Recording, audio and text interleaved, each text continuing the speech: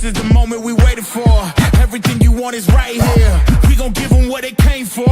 We gon' take it up from last year. Shoot 'em my shot, boy, I'm long range. Me and the team on the same thing. Stayed down, never switched up. Only thing changed was the game. I'm in the zone now. Nothing can change what we on now. When I pull up, know it's going down. Foot on the gas, ain't no slowing down. Aiming for greatness, no settling.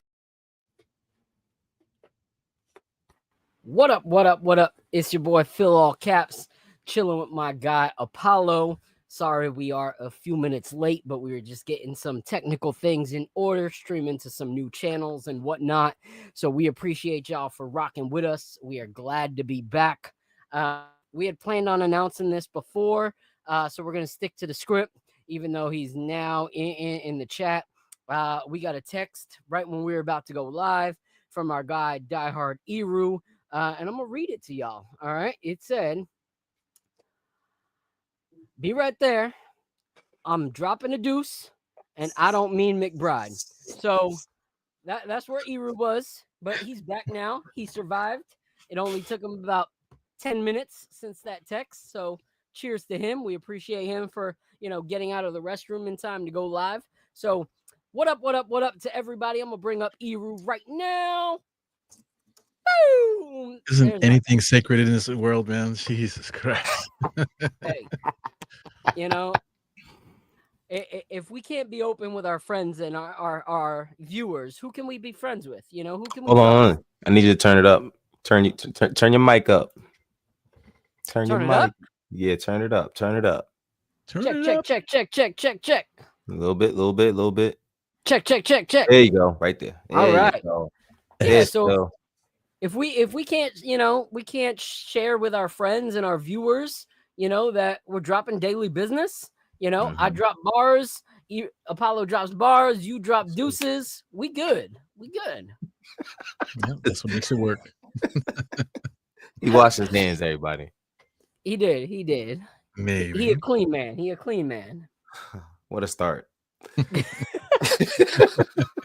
So what up, boys? How you guys doing? How you feeling? I know Eru's feeling light as a feather. How's your day going, boys? Oh man, I'm good. I can't complain. I have detoxed from a lot of Knicks stuff for a little bit. I had to, clear it out of my system and just take a step back for a little bit. Couple days, but I'm back. I'm feeling a little bit better. Some things happened recently that get my blood moving. You know what I'm saying? How about you, Eru?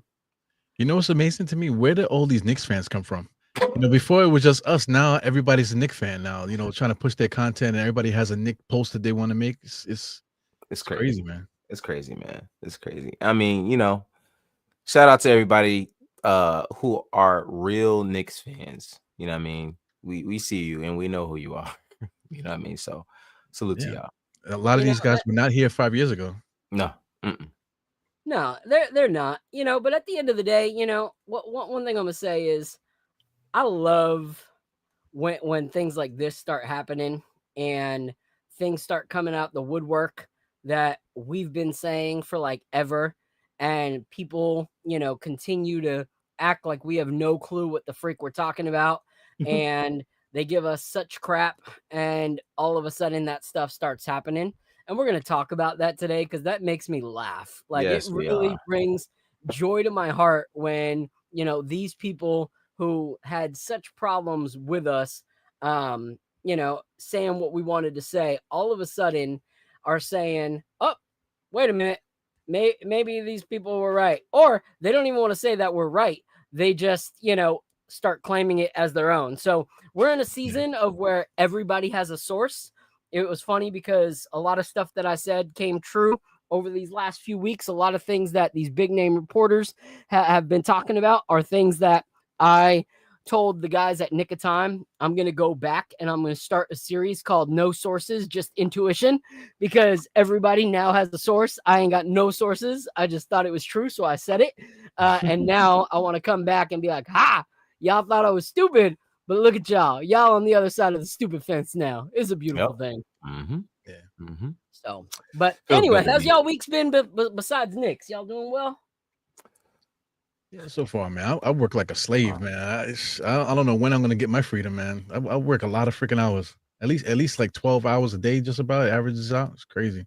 That's crazy. Yeah, man. It's kind of crazy. It's pretty smooth week for me. Like I said, had to decompress from Nick stuff, but it was cool. You know, I got to I didn't have any games to rush home and watch. I'll tell you that. So you know, it's pretty That I will say, I've been sleeping like a baby for like a whole week, man. You know, like all out of nowhere, I got all this free time on my hands. You know, so right.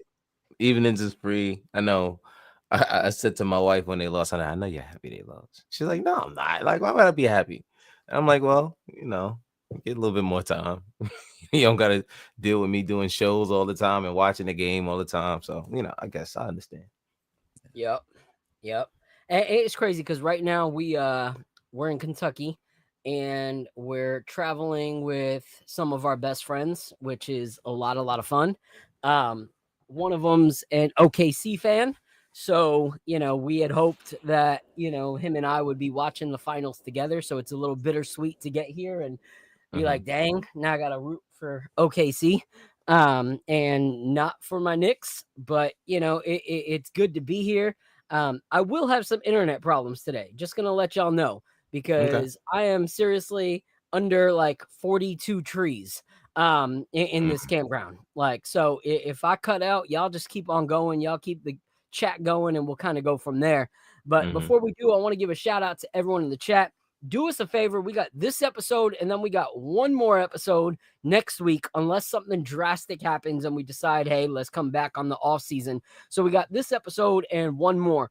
So if you guys can hit the retweet, hit the subscribe, hit the like button, do all those things. Like the more people we can get into the chat today, the better. End the season strong so that we come back next season with, you know, a fan base of followers. So shout out to Just Knicks in the building. Appreciate you being here. Shout out to my guy, Wavy Edwards. Fake fans are crazy. Facts. But if any fan base has them, it's definitely the New York Knicks. For sure. And anybody in Indiana that has a white superstar, like Caitlin Clark or anything like that. Like all of a sudden, they are huge basketball heads out in Indiana for the WNBA. Went to her first game last year, and it was hilarious. Shout out to my guy, Steven up in the building. Our guy, Sky is in the building. Appreciate you. No more waking up in a cold sweat because of the cardiac Knicks. Facts. Unfortunately, it's the disparity Knicks and a lot of craziness going on right now that we're going to talk about it.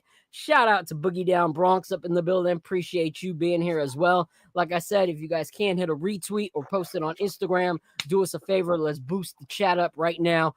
I think there's probably like 42 spaces going on right now on Knicks Twitter because that's been kind of what it is every single day since some of the news has come up and some of the end of the season stuff. But guys, before we talked, you know, we. He wasn't lying about the internet. He wasn't lying about the internet thing. Yeah. So, man, I mean, I want to ask you a question because I know you were. Yep, I'm back. Never mind. He's All back. right. There you go. So, anyway, we haven't talked since the end of the season. So, let's talk about our thoughts when we realized that the season was over. Like, what was your initial thought, Apollo, at the end of that game? Game 6. You know, we're hoping for game 7. By the third quarter, you started getting the feeling that game 7 wasn't going to happen. What were your initial thoughts, bro?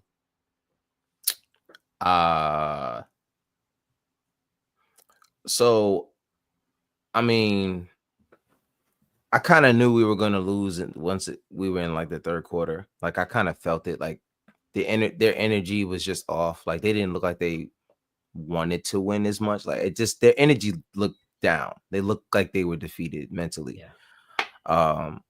So and that was a bad sign early in the, you know, around when the Pacers went on this run and coach took the guys and kept the lineup in that he knew wasn't really the greatest lineup.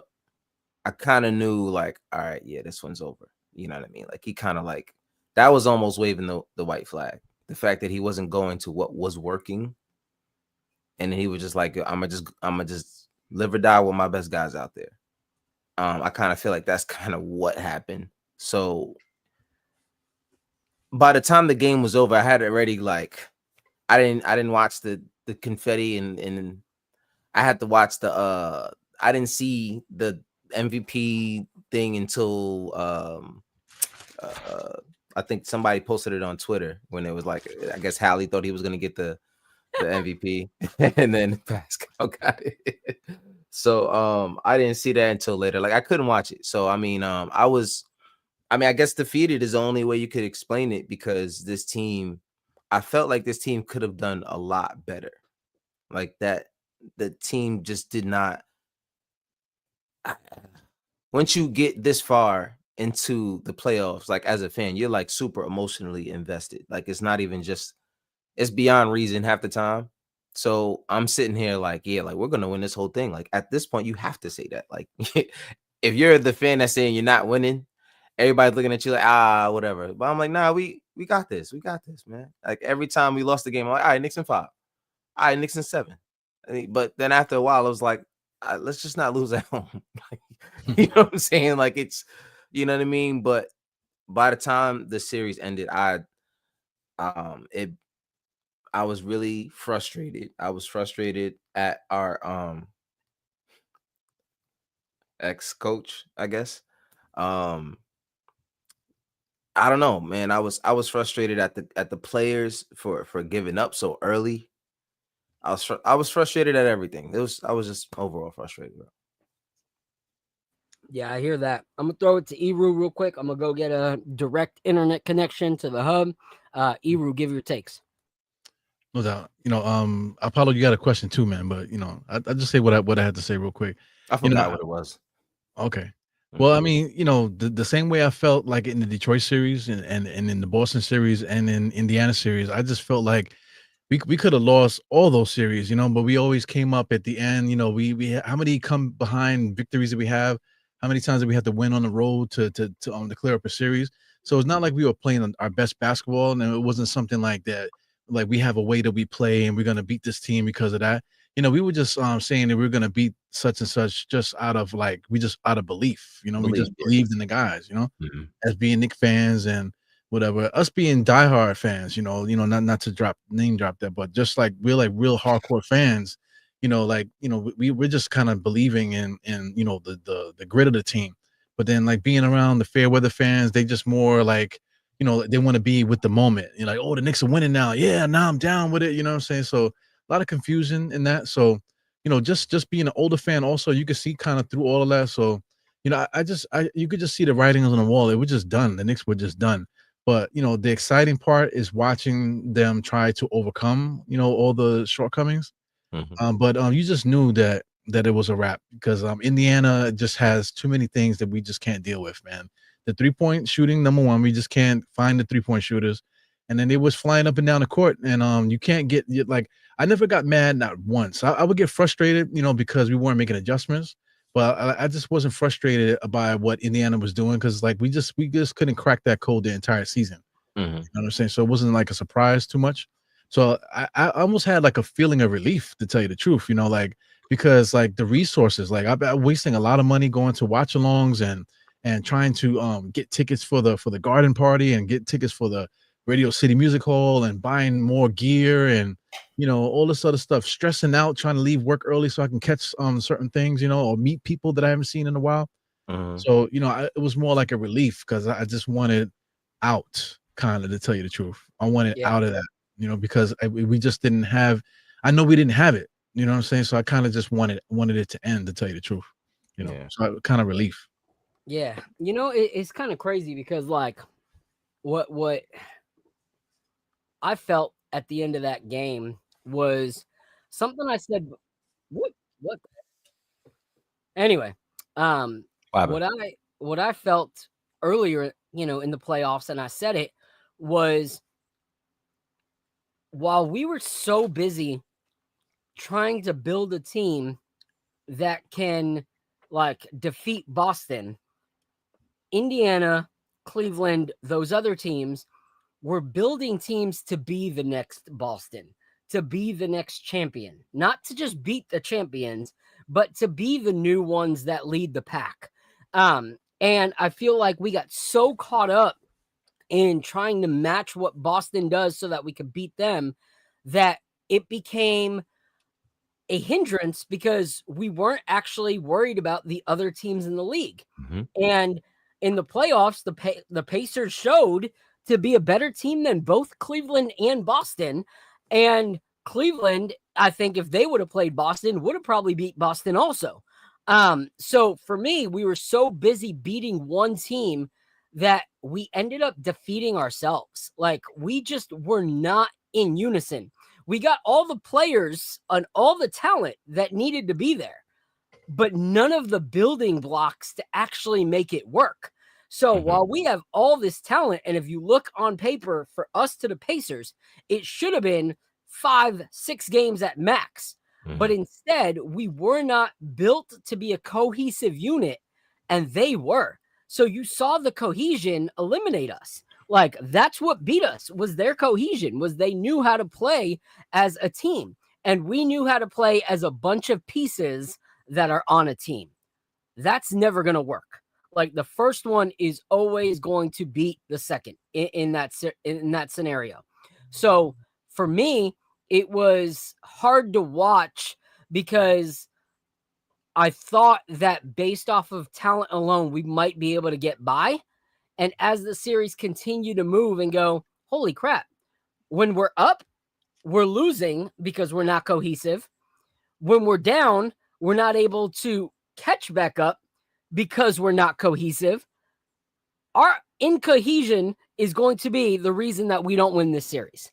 And I'm there and my kids are like, yeah, but Dad, you saw, what happened with the Pacers, and I'm like, yeah, game's not over till it's over. But I saw a drive and like hunger in that Pacers game where they came back and beat us.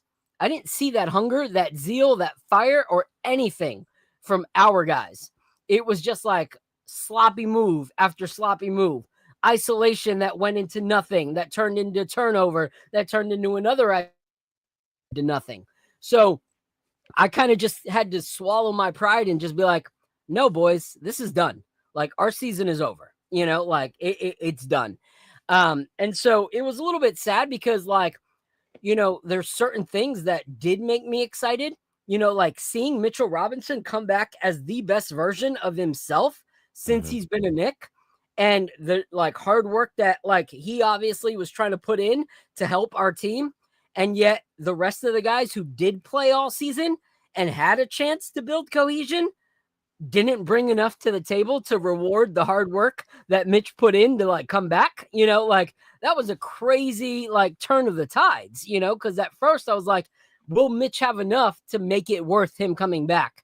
And then I was like, dang, our team didn't have enough to make it worth Mitch coming back. That was a crazy switch of the story at the end there.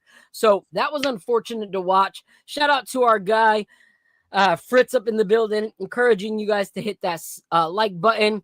Shout out to Danny here. He said, how can we get Giannis? Has to be a 3-team trade. Yes, I would probably believe that if that was to happen, we're going to talk about the trade scenario stuff in a little bit. So stay tuned on that.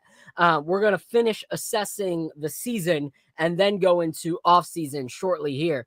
Shout out right here, Raul Melendez. Appreciate you. He said, what's good, fellas? Shout out to Sherwin in the building. He said, good night, chat. Diehard fan who has zero future with Cat when it comes to winning. A Knicks fans are. You've been hoodwinked, bamboozled by Cat. Dumb plays, 24 points and give up 30. We'll talk about that too, because I don't think it's just a Cat situation. This is not that simple. That's the problem with me and Knicks Twitter and Knicks fandom right now is everyone's like, oh, this is the issue. No, there's a lot of issues that we're going to unpack and talk about what needs to be fixed. Right here, Sky said the offense was too reliant on Brunson, poor ball movement, and exhaustion from being overplayed on minutes. I agree. And a lot of that is probably going to find some change here as well. So let's go down the line. All right, guys. Richard said he loves the Eru hater blockers. That's the doodle blockers, man. I got doodle eyes right now, so that's why I got the glasses on. What up, cuz? What up, cuz? That's my cousin All right the there. straining and shit. So let's bounce around, guys. All right. Forget the season. You know, like we've talked about what we thought about the season, but postseason alone, let's go down the line of the players. Like, let's judge whether we believe their contribution was adequate, inadequate, or just subpar. And we'll start first with Josh Hart. Where do you guys stand on Josh Hart? Not just the last series, but throughout the playoffs. Let's go with you first, Eru. Well, I love what he brings to the table. You know, he plays at a frantic pace, and we need him to play that way. But that helps out rebounding wise. You know, that's his superpower, to rebound. But that frantic thing, makes him create turnovers sometimes. You know, like he'll get too excited and literally throw the ball right to the opposite team and cause those turnovers. Sometimes he gets lost on defense and stuff. So I mean, I just love Josh Hart. You know, I feel like, like I said, he has that superpower. So like, it's very hard to find players like that. They just have that one attribute, that can help teams. Like he can get those hard rebounds, that other teams can't get to. Even your teammates can't get to. But once everybody else is doing their job, then what he does really shines. But like you mentioned, the Knicks just were not cohesive at all. So he gets caught doing other shit, and that messes up the whole thing. You know what I'm saying? So his play was a product, I think, of just what was happening with the Knicks. So I'm still proud of him. Still want him. I would like him to stay with the team. So I was frustrated with him, but like I said, that cohesive thing that we had that we didn't have going for us. I think that just attribute to how he played in the playoffs.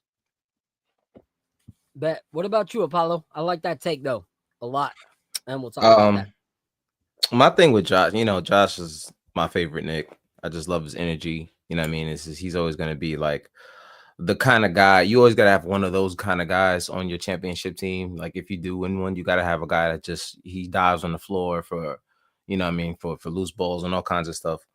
Pause. But I mean, like to me, like I think the problem with Josh as the playoffs started to go on, to me was his floor spacing really didn't help the starting unit. I think they played a lot. I think the numbers actually were better when Deuce was in for Josh, because now you can't leave Deuce because he can knock down the 3-point shot. I think the spacing allowed for a lot more fluidity with that offense because of the fact that there were 5 guys that were able to shoot. And that's not Josh's fault. You know what I mean? That's got to be something that the coach has to see before game 3 or 4. You know what I mean? And so I can't blame Josh for those positions that he was put in, but the last 2, especially game 4? It might have been game 4. It was a game we lost. His turnovers it was just a lot of boneheaded stuff that he was doing.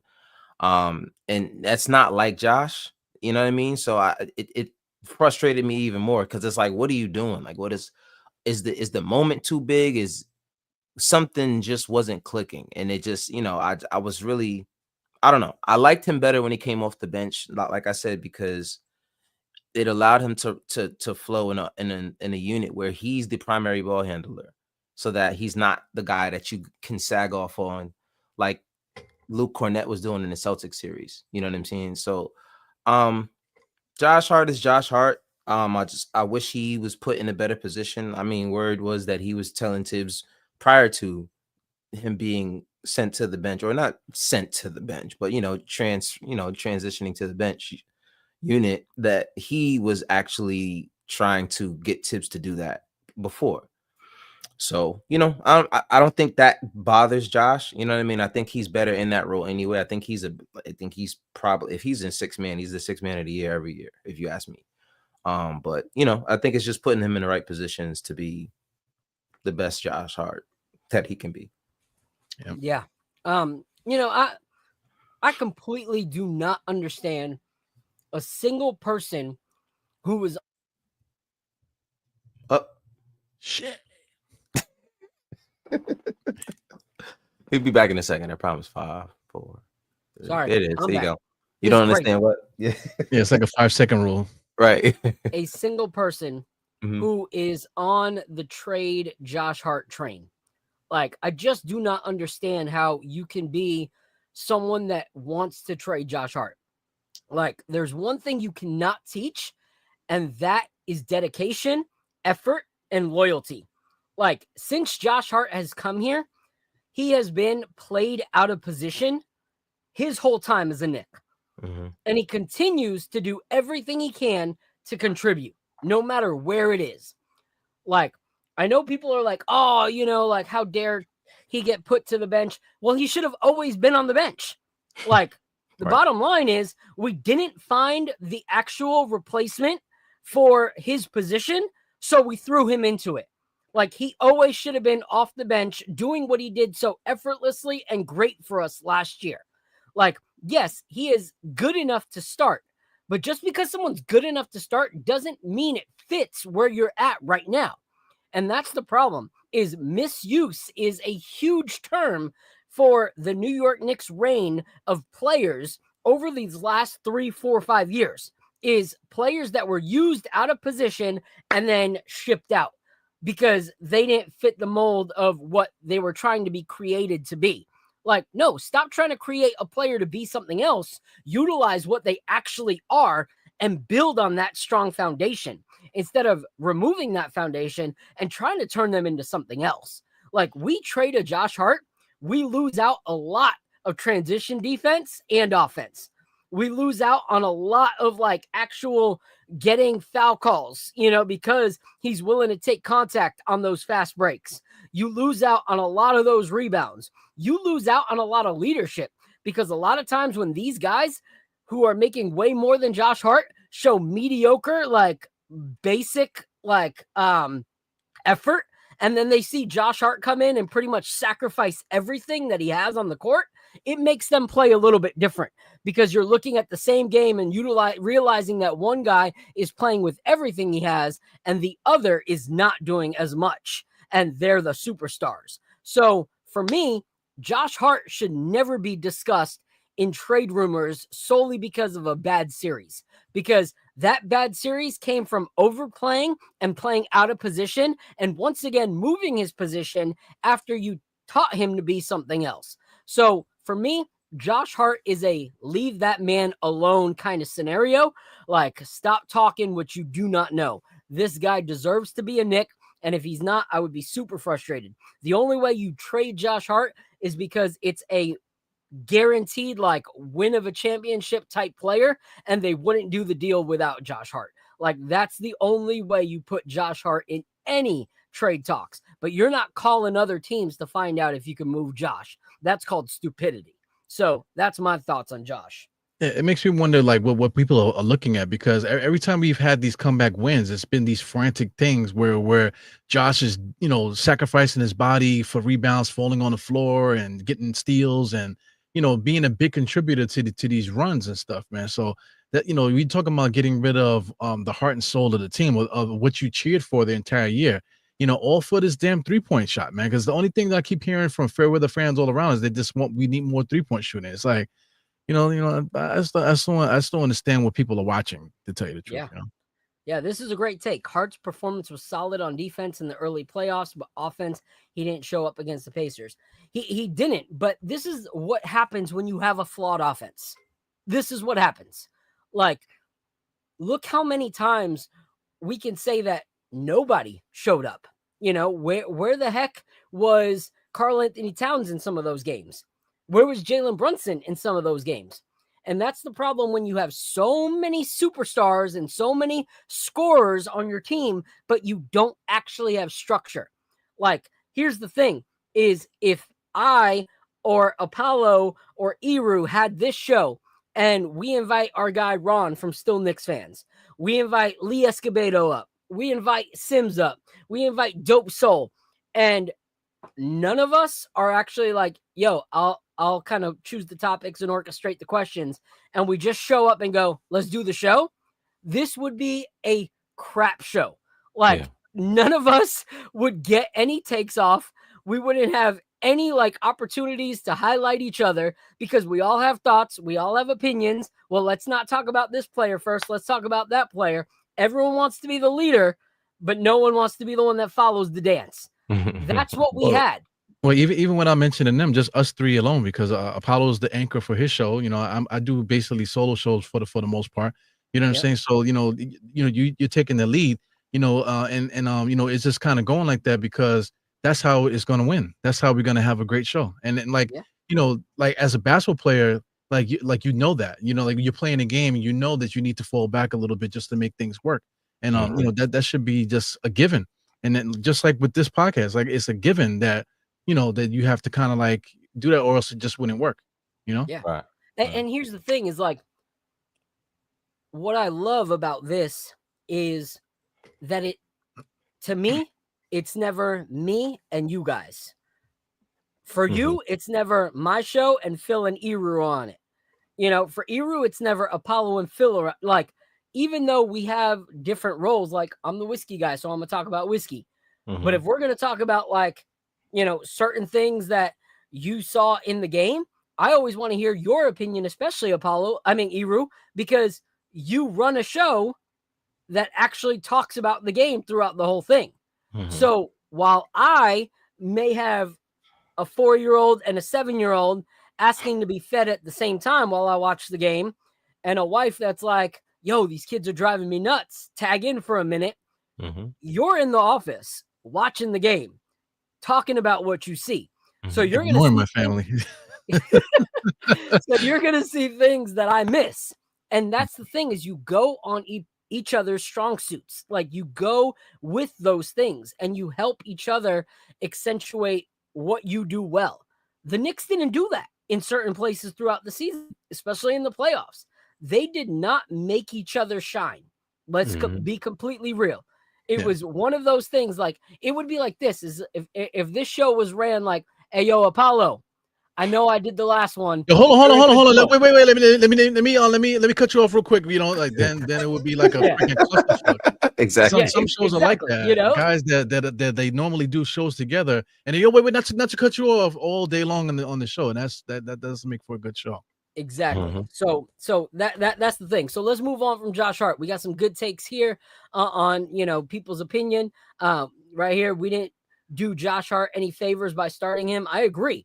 Bro literally bled for this team. Agree. Like there were times where I was like, yo, this guy is more bought into the Knicks than the guys who are making millions upon millions of dollars more than him. Like I don't get it.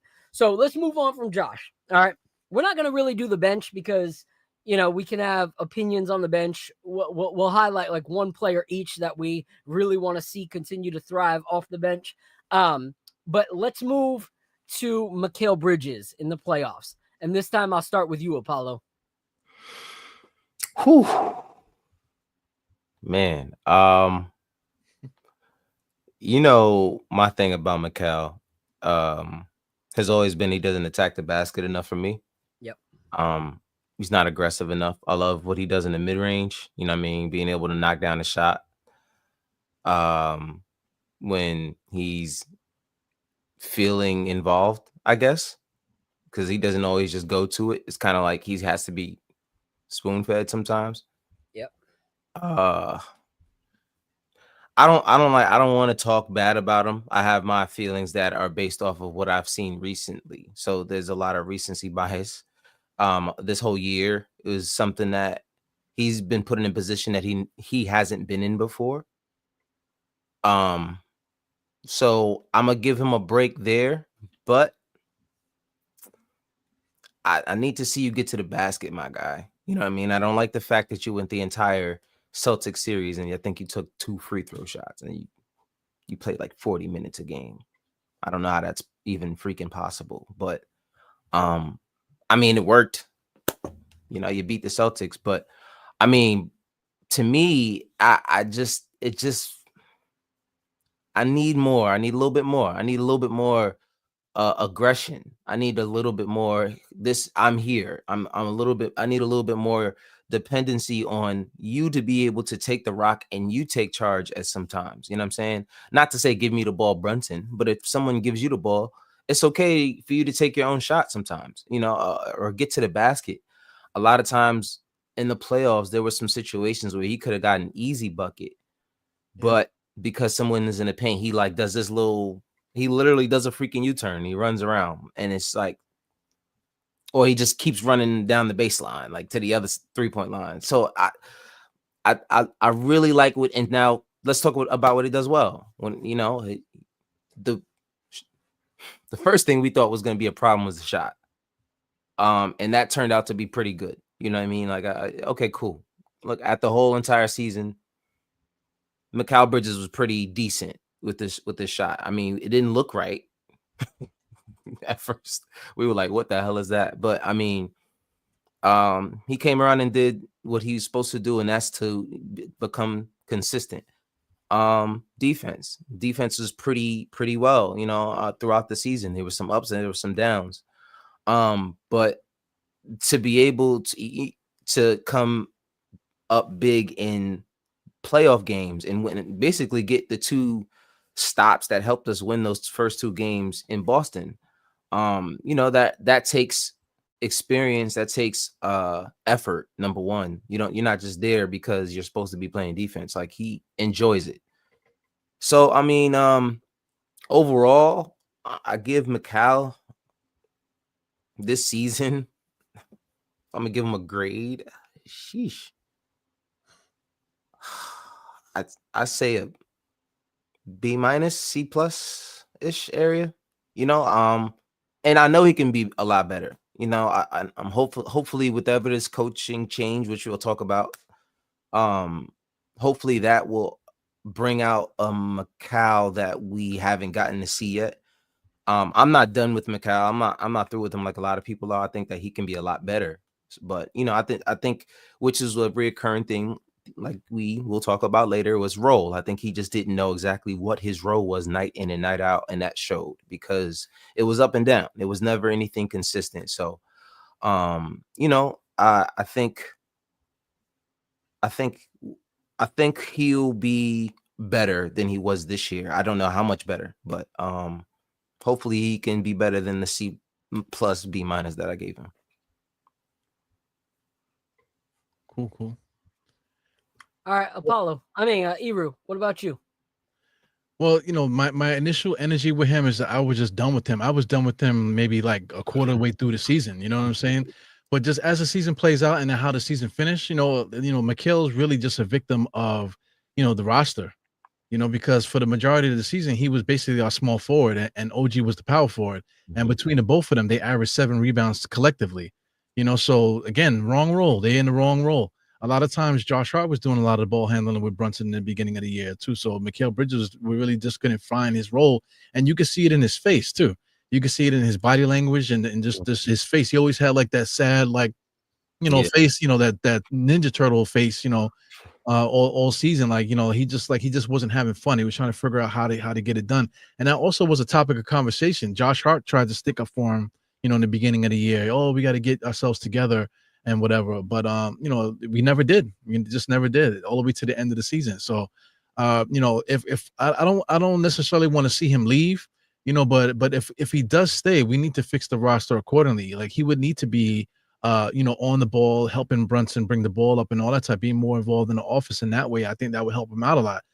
Because he doesn't like to go to the basket, but defensively he'll get the steal and he'll be able to explode up the court fast break wise. So there's a way to get him involved in the offense.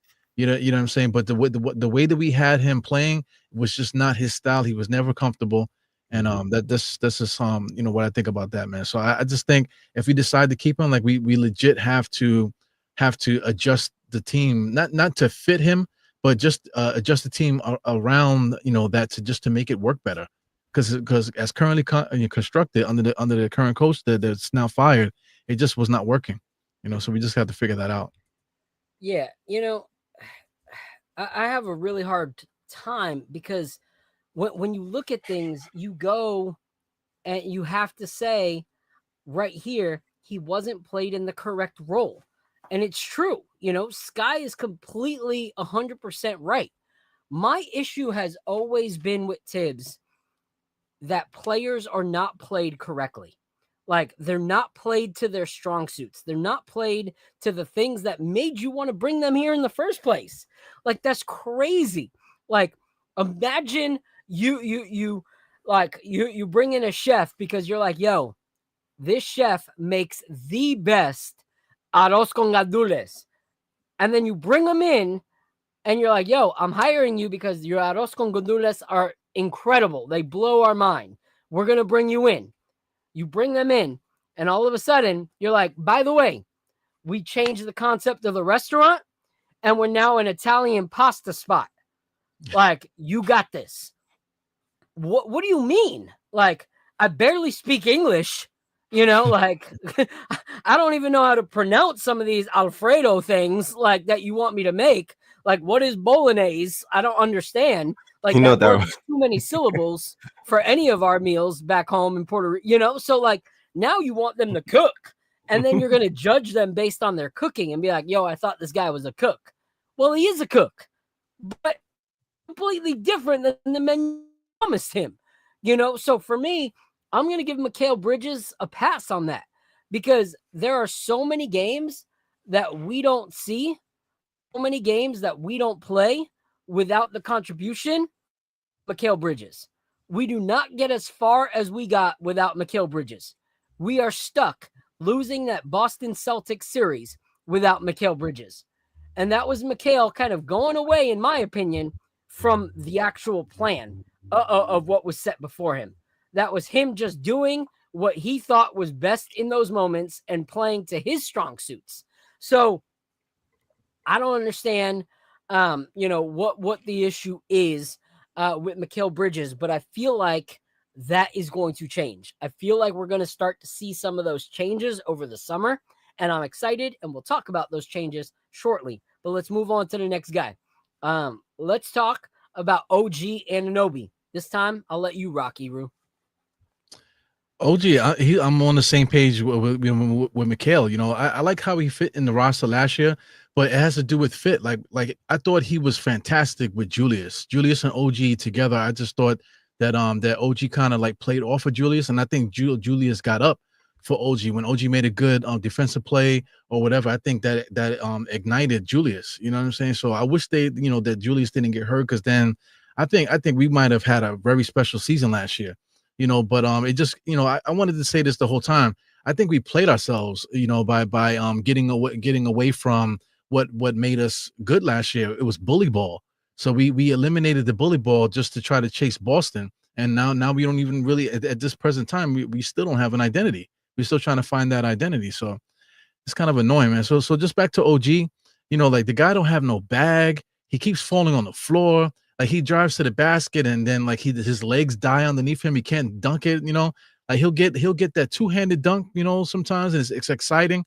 He'll get a master blaster all the way to the basket, but you get into his way and he'll kill everybody in front of him. And like Jesus Christ, like I'm glad that they're playing basketball and he's not wearing like a football uniform or he doesn't have spikes or anything, because God forbid, man, he'll kill everybody. He'll kill everybody in front of him. If he's bugged out, man. And for somebody that's so dominant physically, man, just his arm length alone, like just him extending like this is enough to make people step back because they can't block it, they can't guard him. So step back 3-point shots is all cool and stuff, but for what we need him to do, for that little stint that he had during the regular season where he was going off for like 2 weeks, he must have just, I don't know what was going on with him at that point. He must have had like a colonoscopy or like maybe, I don't know. I don't know what the hell was going on with him during that time period, but we never saw it again. So, I would like to see, is he just a victim of the roster? I would like to see him put in the small forward spot. He's not a power forward. Just because he can guard power forwards and he can guard centers doesn't mean he should be. He's a small forward because his legs are shot. He's like he just is not strong at all. He looks like he could be, but he's not. So we got to put somebody in the positions, that work that way that he can do his thing and be effective. That's my opinion on OG.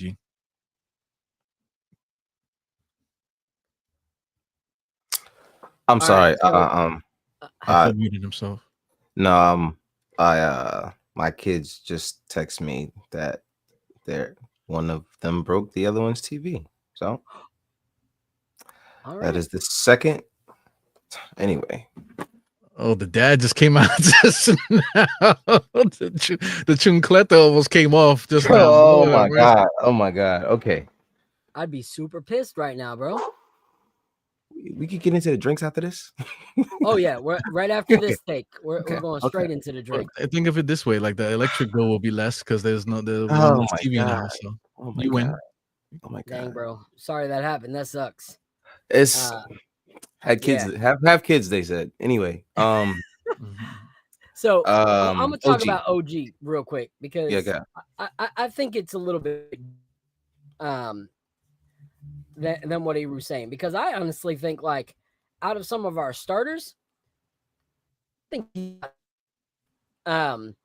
the problem is, again, to me, what happens when there's no structure and when there's no, like, allowing someone else to get an opportunity. Like, at the end of the day, you look at how amazing OG Anunoby was when Jalen Brunson was out. You cannot look at that whole time and not say that OG doesn't have a bag, because he truly had a bag. And that bag, all of a sudden, here's the perfect example, okay? I travel a lot for work, okay? I got bags. I need to bring those bags with me. However, when I book with Southwest, it doesn't matter. I can't bring those bags no more. If I book with Allegiant, those bags have to be non-existent because every bag is going to cost me. And that's exactly what happened when Jalen Brunson came back. OG Anunoby's bags were all of a sudden something he had to pay for. He wasn't allowed to do the things that he was doing beforehand, and that hurt us. That hurt us in the end. He was not the same player when Brunson came back. You saw hints of it in the playoffs, but it always went back to the OG and Brunson show. I mean, the Cat and Brunson show, and OG had to take the back seat in all things. It was stand there and play defense. And that's the problem. When you have an organization that solely meets the needs of one or two people on the roster and do not care about everyone else. You look what happened in that Pacers series. You had games where Halliburton played out of his mind, where he beat the Knicks. Then you had games where Halliburton was a ghost and they beat the Knicks. You know why? Because it didn't matter if Halliburton shined or not. What did they say? Every single player said it. And sometimes you say it, and sometimes it's bullcrap. But when it comes to the Pacers, each player meant it. They said, we don't care about the individual accolades as long as we win and make it to the next round. Siakam said that in a post game. Halliburton said that in a post game. I'm sure Nesmith said that somewhere. All those guys said it. You had Ben Shapiro's looking like freaking Freddie Mercury with his mustache, hitting threes and destroying us. You had Ben, whatever his name is, not Ben Shapiro. You had Shepard. Shepard. No, Shepard, but the other guy on the bench, 00. Mathurin. You had Mathurin coming in and destroying us. It did not matter as long as they won. That's not how the Knicks played at all in the playoffs. It was, we need so-and-so to shine. This is this is Brunson's game. This one's Cat's game. Here, Brunson's game. Here's Cat's game. That's not how you win games, especially in the playoffs. What was dope with them too? Even Naismith got off too. But like once a guy gets it going, it's like the offense shifts for a second to let them eat. You know, like the Knicks just never had that type of adaptation. And like if OG had it cooking, like we couldn't just shift the offense where everybody still is doing their thing, but you know that one player is able to get off. You know, and Indiana did it left and right. Even OG, I keep saying OG, Obi got loose for a hot second too, and then I think he might have scored like 6 straight, like 3 straight buckets, and it seemed like they were featuring him. You know, and it wasn't the case. It's just that the offense opened up and they just knew to go to him. Whatever, and nothing else nothing else wavered during that time period. It's not like they isolated or whatever. The offense just shifted, and then everybody just seamlessly knew what to do. Yeah, and that was the huge difference between us and them in the playoffs. Is they were the perfect car build. It didn't matter if you were a tire, an engine, or a freaking window. The goal was to make it in one piece to their final destination. Mm-hmm. With us, we built a whole bunch of engines. Like, I'm a V6. Well, I'm a V4. I'm a this. Okay, that's great. We're going nowhere because everyone's an engine right now. None of y'all are a freaking pair of wheels. So here we are. We're on freaking cinder blocks in the parking lot or in Cancun while the Pacers are on their way to the finals. So that's construction build. And then it's also lack of identity from the top down. You bring all those players in, you need to construct what that's going to look like. Not say, here, the game's going to come to us. We'll talk about that soon. But since Apollo's kids have a broken TV, we're going to move on to the whiskey portion. So I mean, I still can give a little bit of my thoughts on OG real quick because I didn't get to. I mean, my grade for OG, I thought about it just real quick. I'll give him this year. I'll give him a B. I'll give him a B. Pretty, like I said, but it's also because of the role that he was put in, just like Mikal. You know what I mean? I think that defensively he was really good. You know what I mean? There were some moments where you watch a guy play so many times, you're gonna see him do something silly every now and then, you know. So there were some times where I'm looking at OG, I'm like, what are you doing there? Even in the playoffs, like, you know, so like in game one when he backs off, whatever the miscommunication was, as a defender, I'm not expecting you as the defender to back off of the guy who's hot. I think I'm assuming you should know that that's the guy who has the hot hand, and you guys want to win this game, so you should close that out. So that kind of like threw me off a little bit. But you know, he's, like I said, based on the roles that they were put in, you know, as when I'll tell you this, overall OB gets a B for me, but when Brunson's not there, he gets an A. Like, it's an automatic A. He just turns into a completely different guy. And it's like like you said, he remembers, oh, my bags, here you go, I can bring it with me here. You know what I mean? And then he starts to go into his bag, and then, you know, once Brunson gets back, it's kind of like he gets frustrated. So I do see that in the offense, which is why I do want more of a free-flowing offense with more movement and ball movement, player movement and ball movement, because I do see a lot of times where Brunson came in and he got going for 5-6 plays straight, and OG's just standing in the corner with his hands on his hips. Like, I see the body language. You know, it's hard to hide. He was a lot more vocal this year too. You know, he like expressing his frustration, throwing his hands, and on the bench, you know, barely moving his lips, but he was talking a lot on the bench.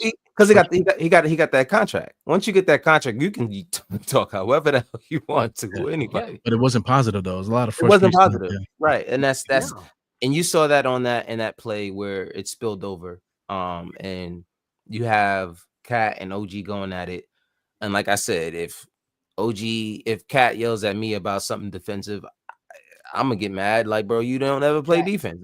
If I slack off, shit, that's the one time I messed up versus you all season. So I mean, like I said, I give him a B overall because of what, you know, the ups and downs. Sometimes he gives you 20, sometimes it's like he just disappears. So, you know, I think he'll be in a better role when these guys know their role. I think he can be a consistent B+ to A- kind of guy. Yeah. And here's, I didn't give my grade. I don't really care about the misses that he had in the playoffs because I know where a lot of them stem from. You go after a guy and you sign him for being one of the best two-way players in the league, and then you ask him to be a one-way player in like the biggest games of his life.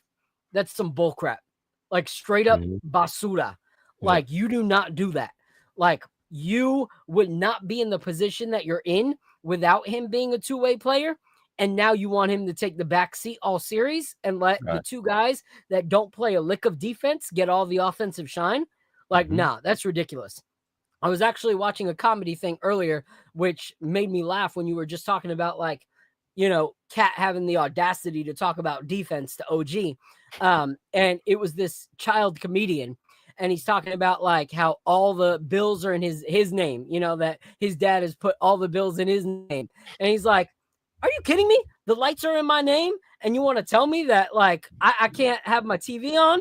Like, you're telling me like I have to go to bed? This is my house. And then he said something. He's like, the thing that frustrates me more though is he's like, my dad has the audacity to tell me that I need to eat my vegetables or I get in trouble. And he said, my dad's here.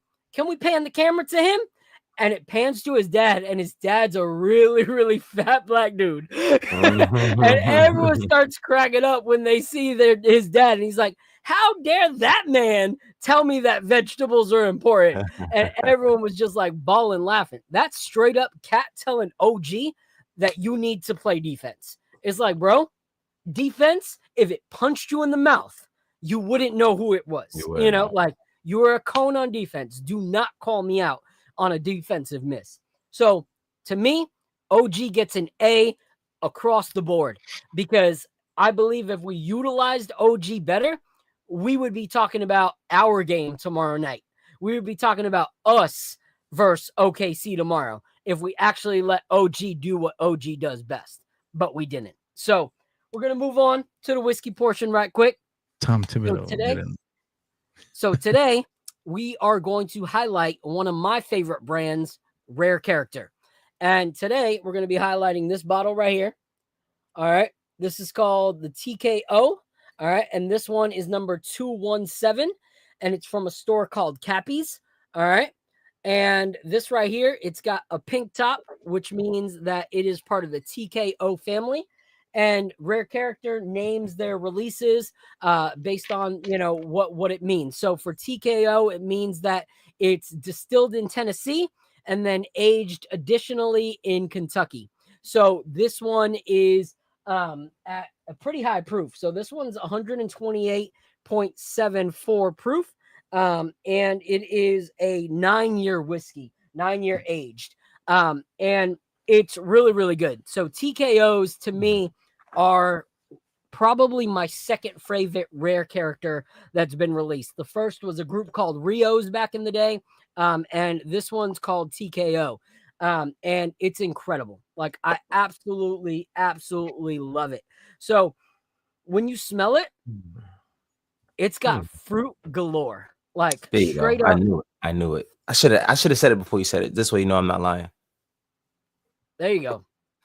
So, yeah. So this is not the exact TKO, but like you see, distilled in Tennessee, aged in Kentucky. The mash bill is 25%. So it to 70. It's rye, malted, barley, mash bill. And yeah, some of the highest proof single barrels that you're going to find.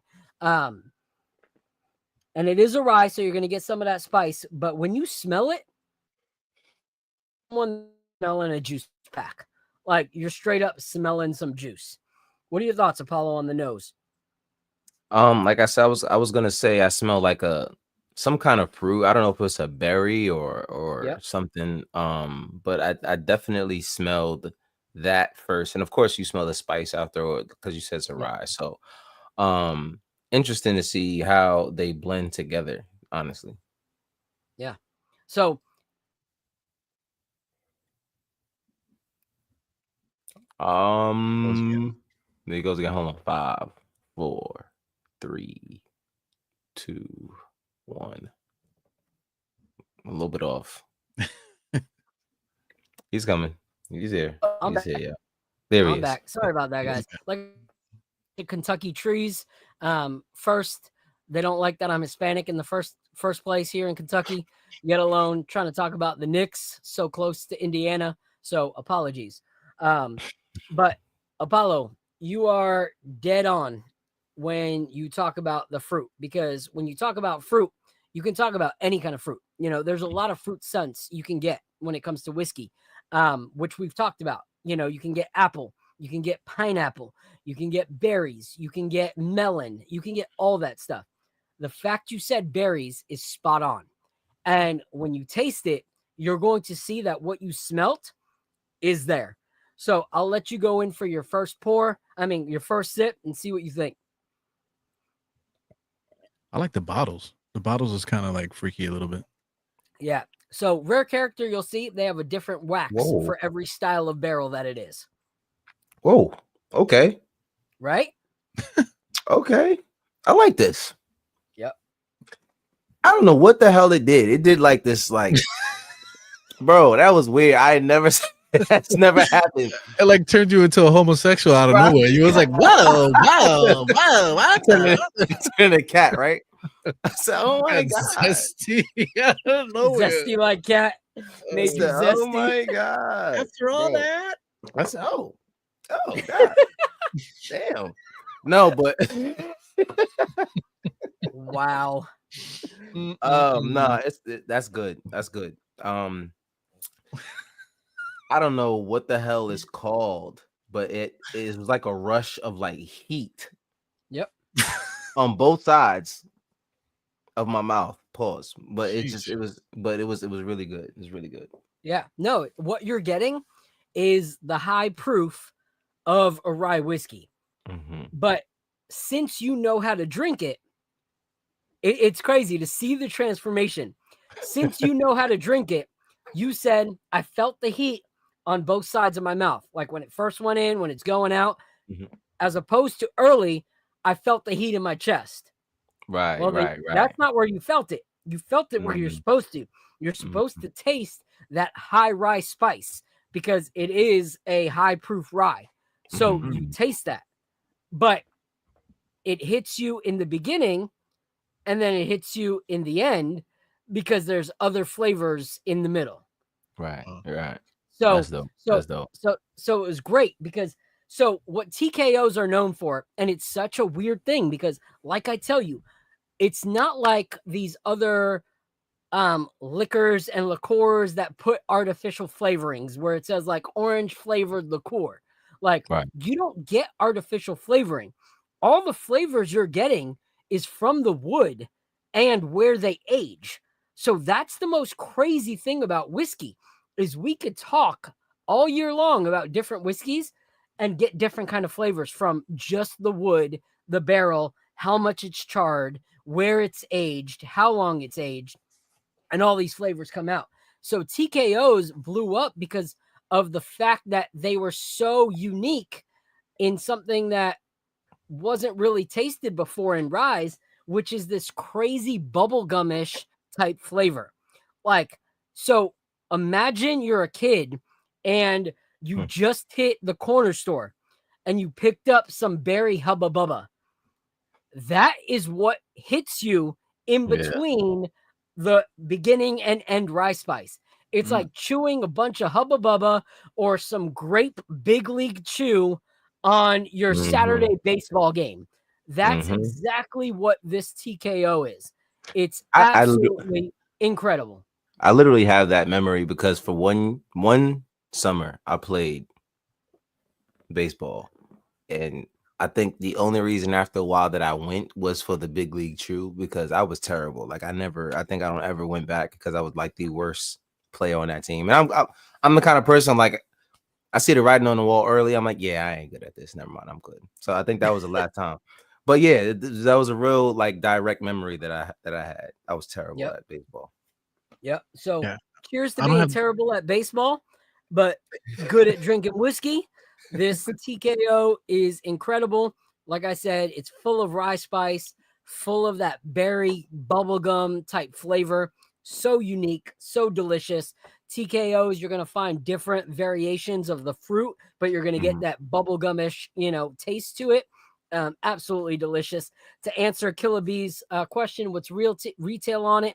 Retail, you usually find these for about $150 to $125 if you can find them.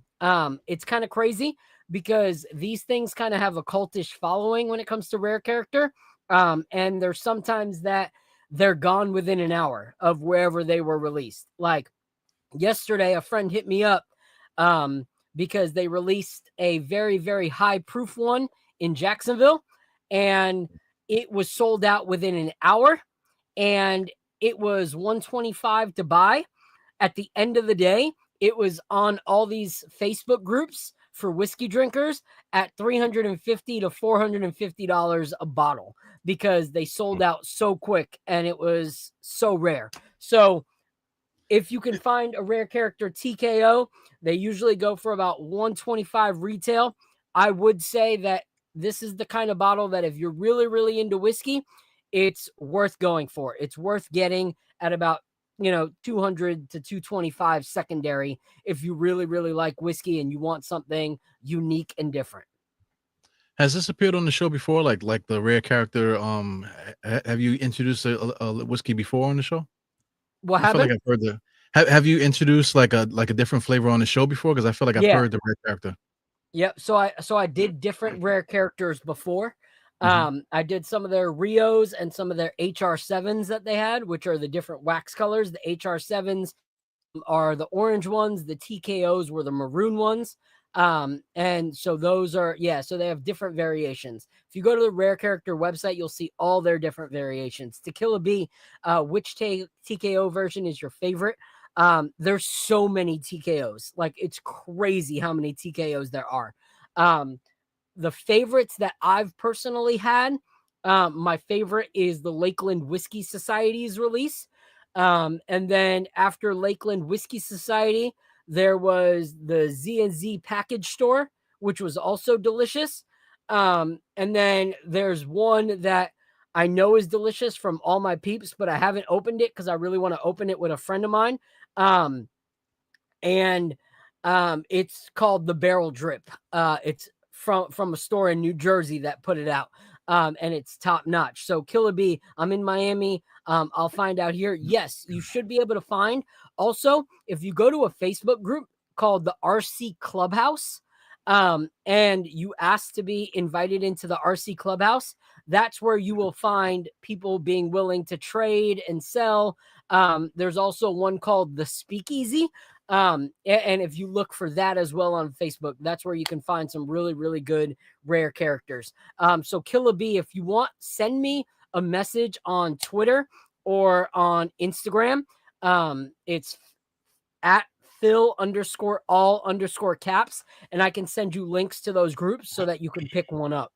But yeah, Killer B, join the Miami Bourbon Society on Facebook as well. It's a great place to be. So we not answering texts no more. Who's Thotty Huxtable? Who is that? It's my boy Dante.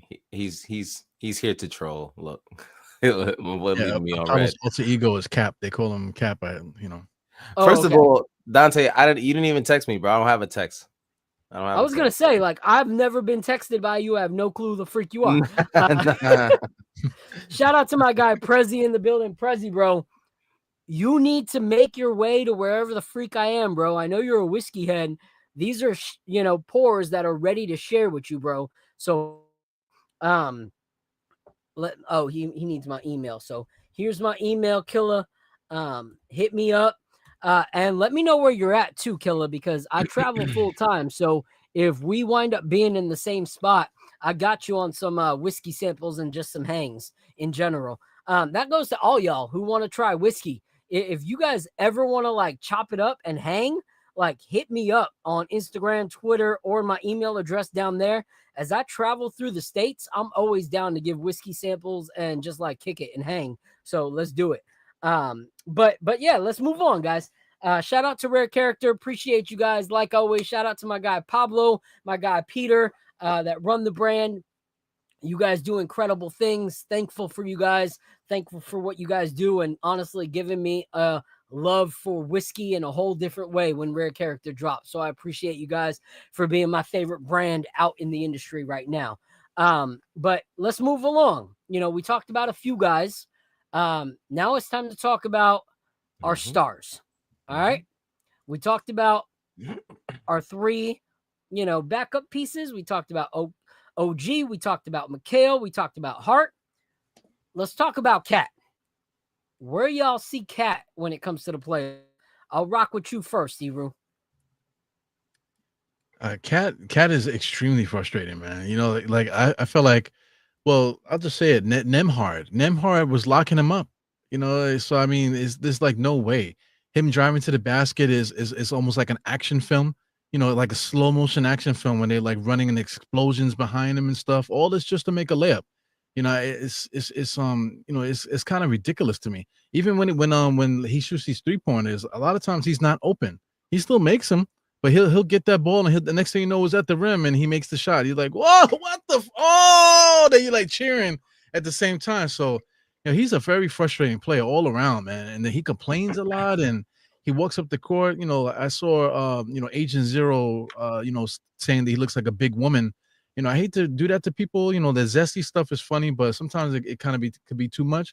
But he does run like my grandmother, man. He runs like my grandmother running up and down the court. So he's just a very frustrating player to go at. But I wouldn't call him soft. He's been extremely tough. He's been playing with like it looked like a broken hand for most of the year, and even in the playoffs was really bothering him. So you know, I you know, it's easy to not like him at all. But you know, he did play hard, man. He can't move the way that we need him to. You know, so that's why he was playing center. You know, but you know, I really can't call it with Cat, man. You know, he does a lot of things that works. But you know, I don't know. That's another thing too. I don't know if it's the coach because if you look at highlights from the past for him playing, you know, but he did play for the same coach in Minnesota, so it's kind of sounds stupid, you know. But you know, just watching highlights from the past, he used to do other things, you know. And I just don't think we got the best from him. Even pick and rolls, like we didn't really see him in pick and roll, especially with Brunson. I guess we'll talk about that more because we're going to talk about Brunson too. But I would have liked to see him in those actions, but we didn't. So, you know, it's kind of hard to assess what he does, man. But you know, just to reiterate, he's just an extremely frustrating dude, man. You know, everything about him is frustrating. So, you know. Yeah, yeah. I'm gonna touch on some of that for sure. But I'll throw it to Apollo first. He gets a C+ from me.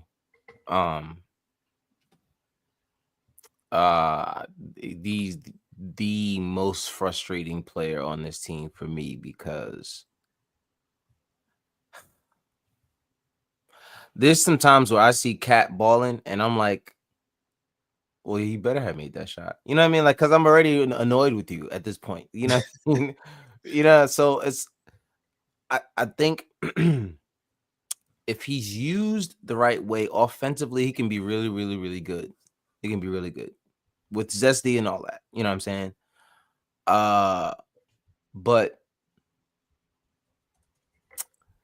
defensively, man, I don't like that guy. I just do not like him defensively at all. I think he had one block that entire series. I just seeing him on defense he's leaning forward. Like no one who plays defense leans forward. I've never seen like he's leaning like he's I mean head over his knees, like his shoulders are like way over his knees, like he's literally like hunched over on defense. Yeah. He's not in a squatting position. He's never ready to just be. If you ever notice, when someone takes Cat off the dribble and he chases him on defense, he never slides his feet. It's like there's no lateral movement there. He has no hips. There's no strength in his hips. It's kind of weird. And he wasn't like that before. I don't know what happened. But like when someone takes him off the dribble, instead of sliding his feet as you should when you're playing defense, he will literally turn his entire hip and run with you. Yeah. And all you got to do is hit him with a step back. And then now he's still running in this direction, and now he's stuck, and he has to. If you want to call it running, he's just like kind of like. But you know, I'm not making fun of him, but at the end of the day, he is who he is, and we knew defensively that he was never going to be good. Yeah, we knew that. So for me to be here talking about defense, it's like, duh, you knew that before you got here, which is why, you know, if we ever had this conversation about Cat years ago, I would always be like, nah, defensively, I just can't deal with it. So I know who Cat is. So to me, he has to be maximized offensively in order to make what he doesn't do defensively worth it. So, I mean, put him in positions where he doesn't. He has to at some point physically do something to help himself on defense this summer. He has to, whether it's defensive slides, like whether it's watching film with Mitch all off season or something like you just got to move a little bit different, and then it just being able to run anything you want to run at him when he switched on to you is kind of like annoying. But like I said, we know his strengths, we know his weaknesses. Defense was never a strength, so it is what it is. So on the other end of the floor, I would like, if there's one thing offensively that I want Cat to change. I can't say there's much offensively. He passes the ball well. He keeps guys included. He's not a ball hog. One thing I do want to see him do is when he drives to the basket, look at something else other than the basket. I can literally count. I can't count because I don't think there's any time this season that he's passed out of a drive. I've never seen him pass out of a drive. If you watch Karl Anthony Towns drive to the basket, he drives to the basket. That's it. It's point A to point B. There's no passing it out of it. He's looking for drawing a contact. And that's why there's so much footage of him saying, "Oh my God, that's a foul," because he's like a runaway train. He's just like out of controls to the basket. That's the end of it. Half the time you're not supposed to be going up with these shots, Cat. Like, these are bad shots, but you're star. So sometimes you make them because you're talented. That doesn't mean they're good shots. Yeah. So, so I say I have the same point of view for all stars in the league. Just because you're a star doesn't make the shots that you make good shots. It just means you made the shot. You know what I mean? And because you're talented, you're able to get over some good defense or get over the fact that you made a terrible decision, but you've put in enough reps to still make the shot that you took that you shouldn't have taken. So, I think that he can be a lot better if he just starts to pass out of those drives like once or twice a game.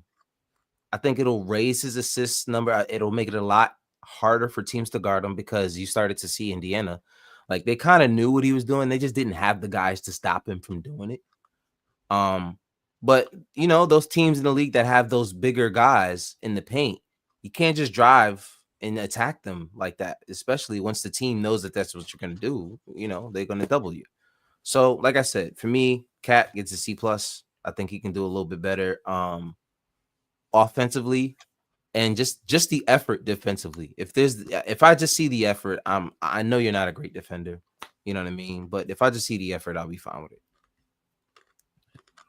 I think just to add, I think he needs like an intervention this summer. Like he needs to like refocus on what he can do offensively, because even like his skill set when he was a teenager was better than what he's showing now. Right. So he needs to like go back to the drawing board, take his time. Instead of like those freight train runs to the basket, he can slow it down for a second, do a pivot spin, turn, and then finish easy. But he used to do it a lot. I don't know what happened. Yeah.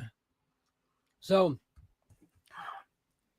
it's hard because when you look at Cat, you go, dang, some of those offensive games, like, dang, like that's incredible. Look what he put up.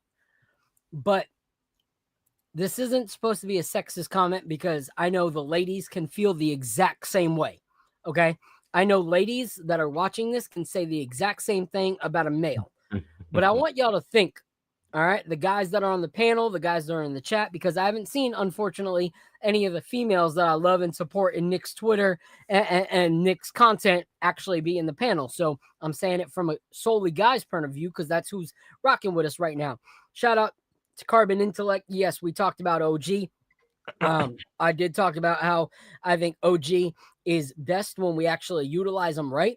And the only reason he did poorly in some games of the playoffs is because it was unfortunately poorly coached and positions were out of whack. But anyway, when it comes to Cat, you know what Cat reminds me of? Cat reminds me of that one girl in high school that everyone was like, yo, she is like the most gorgeous girl in the world, but she brings nothing to the table up here, like she just ain't there. Like it doesn't matter how good she looked. Like no one really wanted to get involved with that because everyone was just like, yo, I can't even have a conversation with her like about anything in life. I feel like I get dumber if I talk to her. Like, so it didn't matter what she brought to the table, like visually. And I know ladies can feel the same way. There's that guy who you like, yo, he looked good, but he's stupid as a better, like, you know, like dumbest person in the room. That unfortunately is Kat. It's like, dang, bro, you have such skills offensively, but you are one of the worst defenders I've ever seen in my life. Terrible. And your IQ in basketball is like my 7-year-old's. My 7-year-old knows not to do some of the things that you do in an NBA game, and you're getting paid millions. That is how I saw Kat throughout this playoff series. Was like, dang, bro, like you bring a lot to the table, but you also take a lot from us at the same time. Like, like that is hard to stomach. It was like one of those you give and take away kind of situations. So it was like hard to watch because it's like, okay, this isn't just a coaching issue. Like you seriously have no bag defensively, and your offensive bag can be so good, but your IQ even is stunting that at times. Your IQ as a basketball player does not say I deserve millions of dollars in some of these games. So I like Kat, and I think restructured and coached differently, we could see a different version of Kat. But I think the biggest problem stems from how we positioned him in the first place. You bring a guy in who doesn't have a high basketball IQ right before the season. Okay? You bring him in right before the season to a coach. Well, Almost. He's Almost he's gave him working a his way chance. out. He's coming out. He's coming out of there. He's coming out. You know, when he was making the comment about, you know, dumb as a brick, I thought he was going to say that he kind of stank. yo, sorry. Because there's always been that person like that, you know? Where'd I cut out? Then he started talking, so I kind of forgot. What was the Anyway, last thing you said? I'll start here. I'll say I think the big problem starts from the jump. We brought Kat in, who doesn't really have a great basketball IQ, right before the season starts, That's to a team who has a coach who says, I'll just let the game talk to us. You really just want to let the game talk to a guy who doesn't really have a high basketball IQ? Like that's what you want to rely on? You want a guy who really struggles with intuition and instincts? Like that's a huge problem. Now you're putting him at the 5, and he's not a good 5. So we've talked about this before. The thing that pissed me off the most was when Tibbs said Kat was always supposed to play the 4 and Mitch was always supposed to play the 5, yet we didn't use any of the 5s that we had while Mitch was out. We forced Kat, who is a poor defender and a low basketball IQ, you know, a lot of times, and trusted him to be our 5. And we did that a lot in the playoffs too, even with Mitch back. So for me, it's hard because there's that fine line of like not coached correctly, not brought in to play the right position, and also low basketball IQ. So offensively, I give him a B. Defensively, I give him a D. Basketball intellect, I give him a C. You know, so it's like one of those really, really hard things where it's hard to judge Kat because each thing that he does is completely different. I still love Kat. I think that if we were structured and led differently, we would have seen a different version of Kat in the playoffs.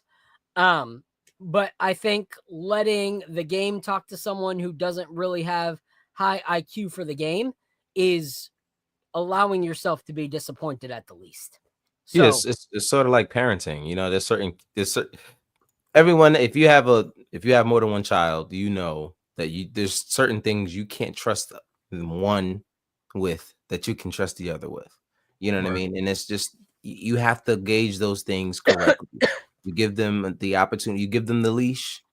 If you got to pull that leash a little bit, well, at least you know how far you should let that leash go. You know what I mean? So it's the same thing with Cat. If you know that he's going to make bad play after bad play defensively, maybe you should have some sort of structure there that doesn't allow him to continue to make these bad plays defensively. So, you know what I mean? I definitely agree with you, point blank. Yeah, when just getting into the car with your kids, you know, like if you have children, just trying to get into a car could be like a life-changing experience, you know. Mhm. But you know, once you get to know your kids and you get to know their tendencies and stuff like that, you can make it seamless. There might still be a little arguing and you might have to curse them out one good time, but you know how to get guys going, get them motivated, get them to where they need to go. So you know that's always been the problem. Tom Thibodeau, you know, Tom Thibodeau's been the main issue, man. We can make all these assessments for certain players, but it always comes back to him. Like, well, if we would have used these guys a little bit differently, then maybe we would have got a better outcome. You know, so you know, so that you know, in one way, I'm glad that Tibbs is gone because you know now hopefully we'll get somebody in here that we can see things much clearer. Yeah. So real quick before we go into the Brunson talk, I'm trying to find it, man. Lee asked a question, and I really, really want us to answer it because I think it was a great, great question. I really wish I could filter comments by the person that I'll asked find it. it for you. Did he say Okay. early on? I think he said something Yeah. early. Yeah, I it see was early. It was really, really early. But I want to talk about that before we go into Brunson because I thought it was a genius There it is. question. Yeah. All right. Who are assistants you would like to see added to the coaching bench? Not head coach, but for assistant roles. I like Jerry Stackhouse, who is currently with the Golden State Warriors, and or Rajon Rondo. I honestly love that take, Lee. Like, I actually love that idea of especially Rajon Rondo. You want to talk about basketball IQ? Like, that dude probably had one of the best basketball IQs I've seen since I was a child. So for me, Rajon Rondo is a genius to have on your bench to help with the deficiencies of coaching. For me, there's two people that come to mind. Someone asked, my boy Nickinator posted about this to be the actual coach, which I wouldn't hate either, but I would be interested in, if not like main coaching status. Right now he runs the offense for Minnesota, but he's a former Knick. So Pablo Prigioni, Okay, Pablo. Okay. yeah, Prigioni. He runs the offense for Minnesota, and I think that would be great to have a former Knick who actually does have high basketball IQ be able to come in and revamp this offense, because offense is a huge reason we suffered this year was lack of actual identity. You bring in all these stars, you bring in all these players. McHale was the number 2 where he was, then in Brooklyn was the number 1 pretty much. And then you bring all these guys without any actual offensive identity. I think that would be huge.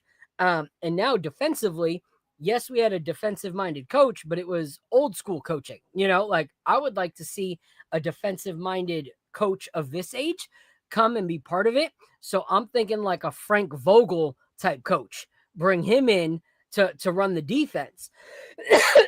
So you have Pablo on offense, you have Frank Vogel on defense. I think that could be something really, really like high IQ basketball on both ends of the court. So those are the two that I think. Any names that pop into your guys' mind for like assistant coaching, different coaching positions as we revamp for the Knicks? I mean, I like the idea of what's the guy you mentioned?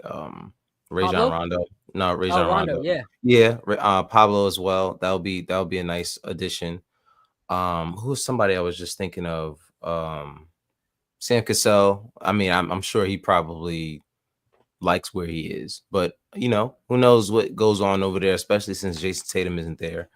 But you know, assistants are always looking for things to add to their resume. So Sam Cassell would be a name that I'd throw in there if he's not looking forward to being the Celtics head coach anytime soon, which I don't think is going to happen. I think well, what's his name?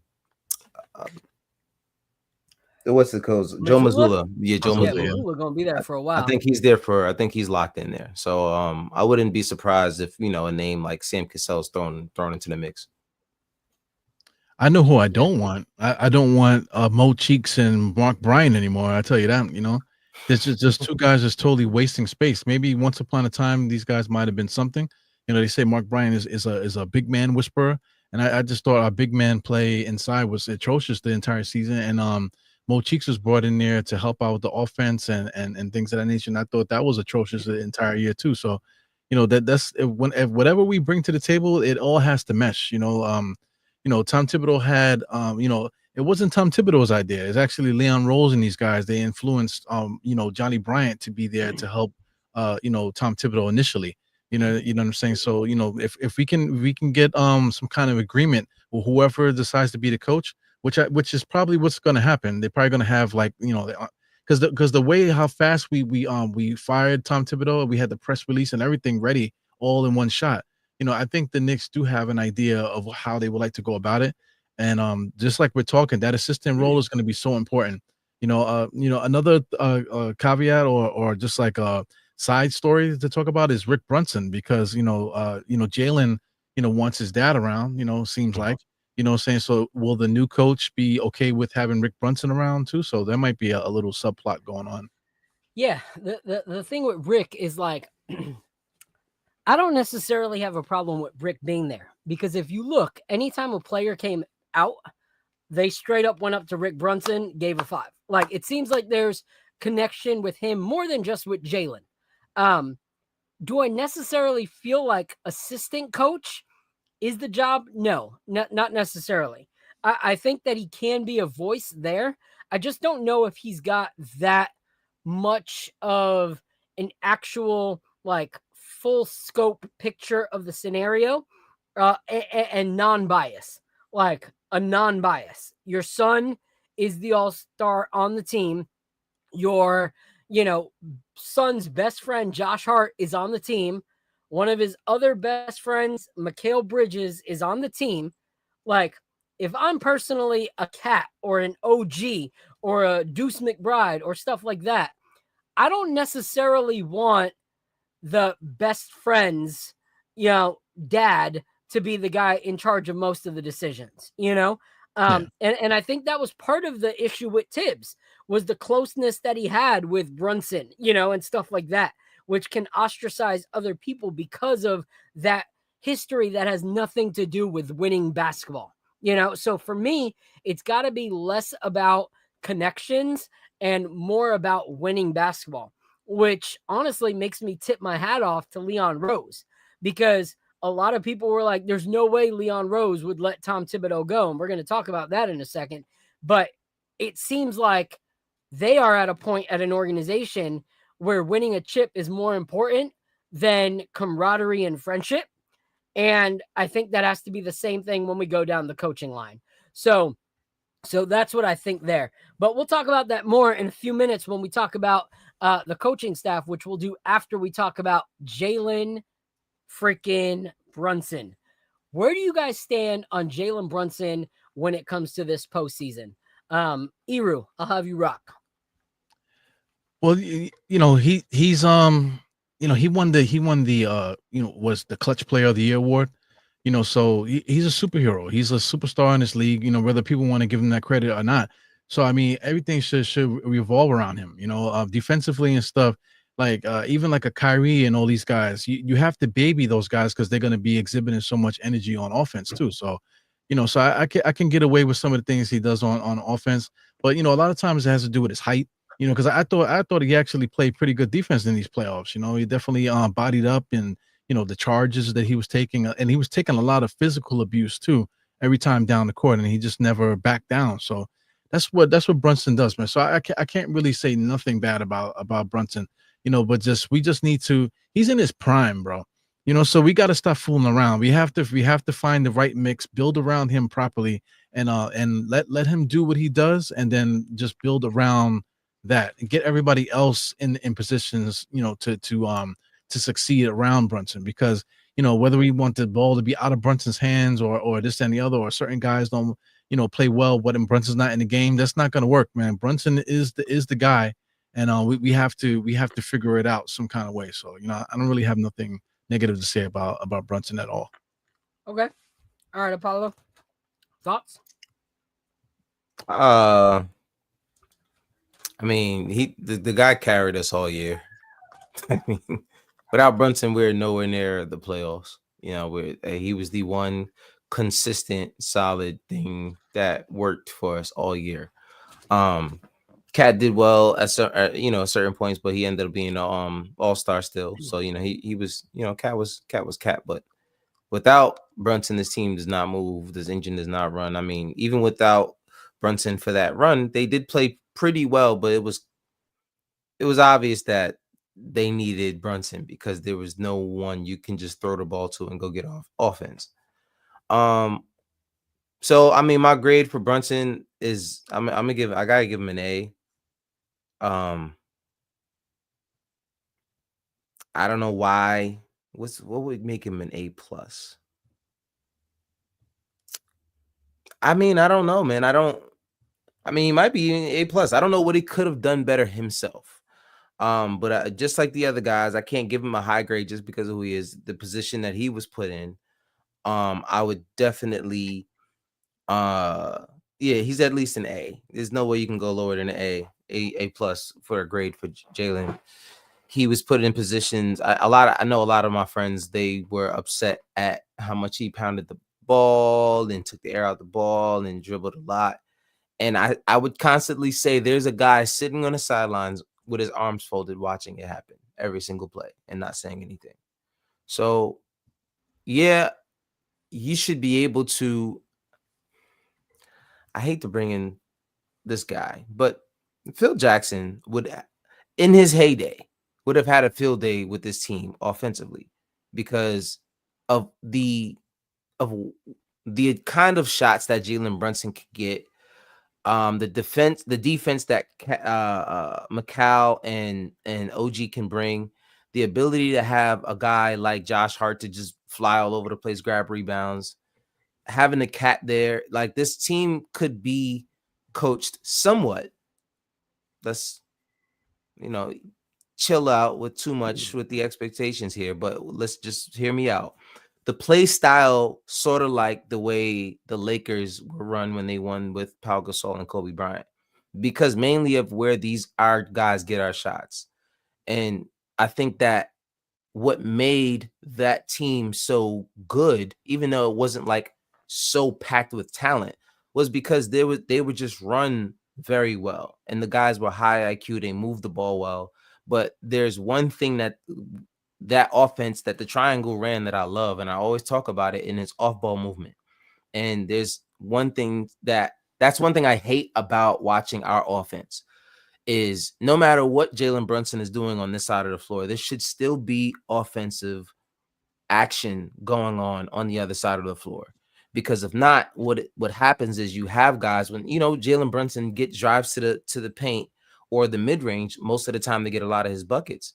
So when you have a guy standing in the corner, not moving, it makes it so much easier for anyone to just stand in the passing lane. They don't have to work hard for anything. They're standing there waiting for something to happen. They're conserving their energy. So there was something that was actually, well, I'm sure we'll get into this at some point later as well, but there was a video I was watching of Johnny Bryant talking about how they would run their 5 out in Cleveland.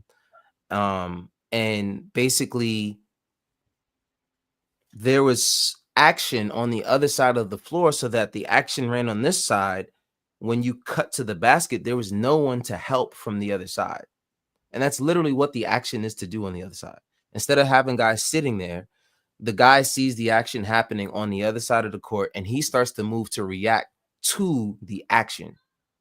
You know what I'm saying? Instead of just waiting to see what's happening on the other side of the floor, seeing that somebody's cutting to the basket, oh, now I can help.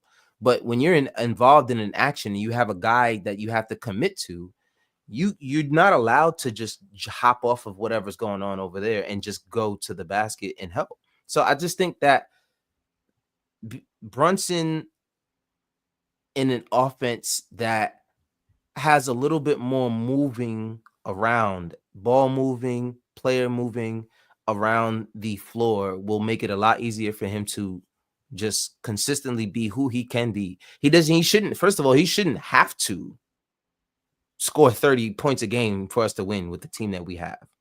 You know what I mean? There's so many weapons on his team that I think you put so much on that guy that by the time the end of the season gets, he's gassed. He doesn't really have much to, especially once teams start the game plan for him. So I'm just really interested to see how Jalen Brunson creates offense through a new system going forward. You know, just you know, you mentioned the triangle. The purpose of the triangle is you know, to allow the star to do their thing. Like with Shaq, Shaq was the center of the triangle, so the offense was really built around him, and it gave everyone else, you know, something to do.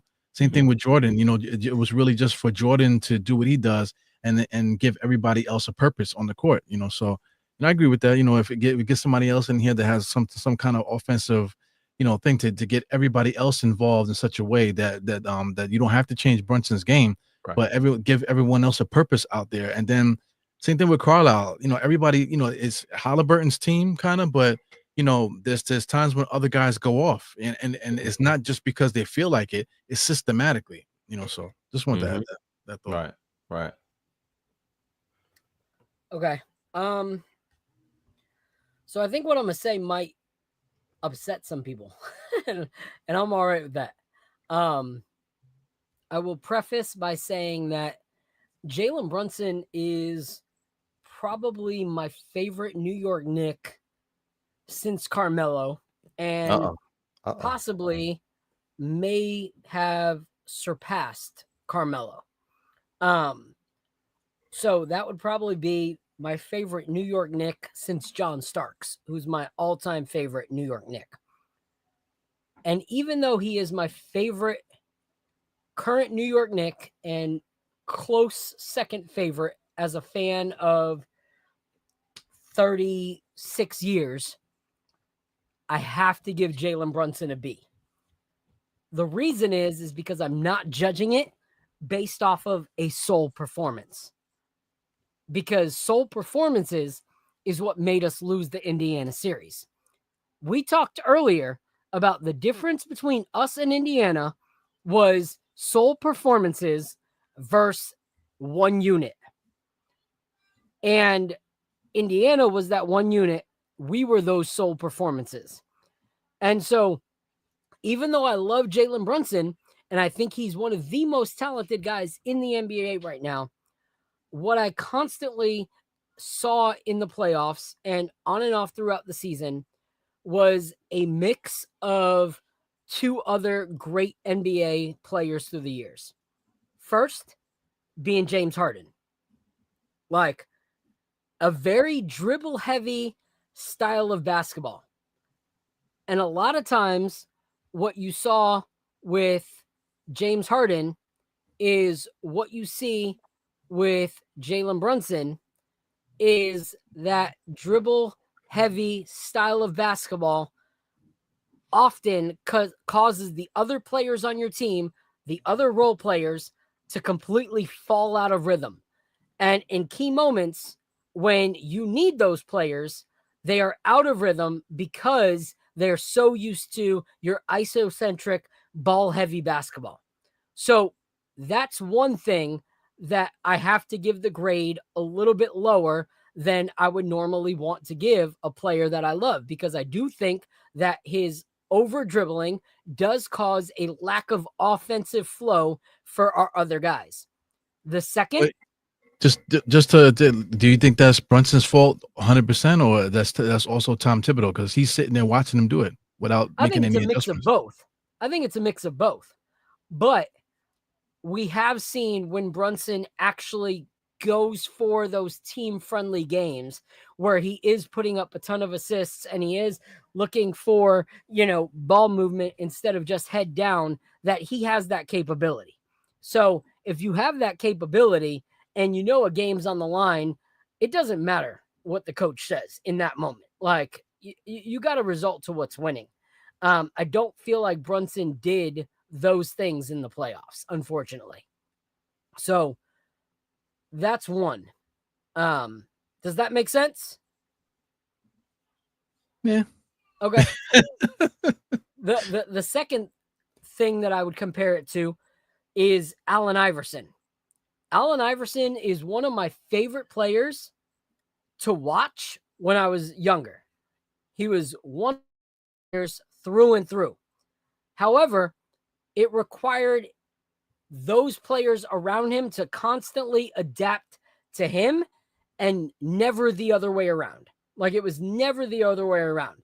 So, like, he wasn't really a floor raiser when it comes to making the players around you better. Like, he would have astronomical games, but I don't think Jalen Brunson's strong suit is making other players around him better the way that he plays, which is why so many people call him Jalen Iverson, because he can truly capture a game and do all the things that an amazing basketball player can do, and we can still lose games. The one thing that, whether you loved Michael Jordan or not, when you talk to old players, whether they liked him or not as teammates, they all said playing with Jordan made them better. Like, his drive, his determination, the way that he played the game made them better. That's what we need to see from Allen Iverson. That's what we need to see from Jalen Iverson. We need to see him make players better. And I think that maybe with coaching that can happen, but I did not see that in the playoffs, which is why I have to give him a B, because you can have some astronomical games, but if it still does not make you better, does not lead to winning, I can't give you an A. Like, I just can't. Like, a great player gets their own, but also helps the rest of the team elevate their game.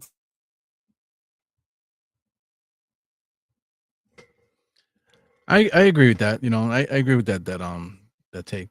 But at the same time, like Apollo was saying, the offense, you got to get the other guys involved. Brunson, he does have the he's the main guy, so he does have that burden on him to get everybody involved. He's the point guard, but if you're gonna have two guys standing on one side, two guys standing on the other side, and Brunson standing in the middle, and and a lot of times he would have all the guys standing underneath the basket, and Brunson is just at the top of the key, no movement, nothing. So the coach is sabotaging this thing also. Like a good coach will have guys moving around. I agree. Here's one thing though. This is the statement I can't stand. Okay, when you are in the Final Four and you are making, playing with guys who are missing shots, you got to make the most of your own ability. Okay, maybe so. But you know what I saw in a few of those games? The one who was missing those shots was Jalen Brunson. The one who missed some crucial three-pointers and then we needed Mikal to bail us out was Jalen Brunson.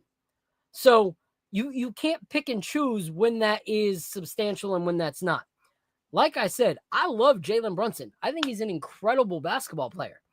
But the thing that separates legends and great basketball players is that you don't only have your excessive talent, but you elevate your teammates to a level of greatness as well. And he did not do that in the playoffs. He didn't.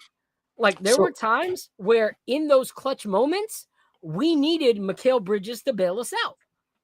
We needed OG Anunoby to bail us out. We needed Shamet to bail us out.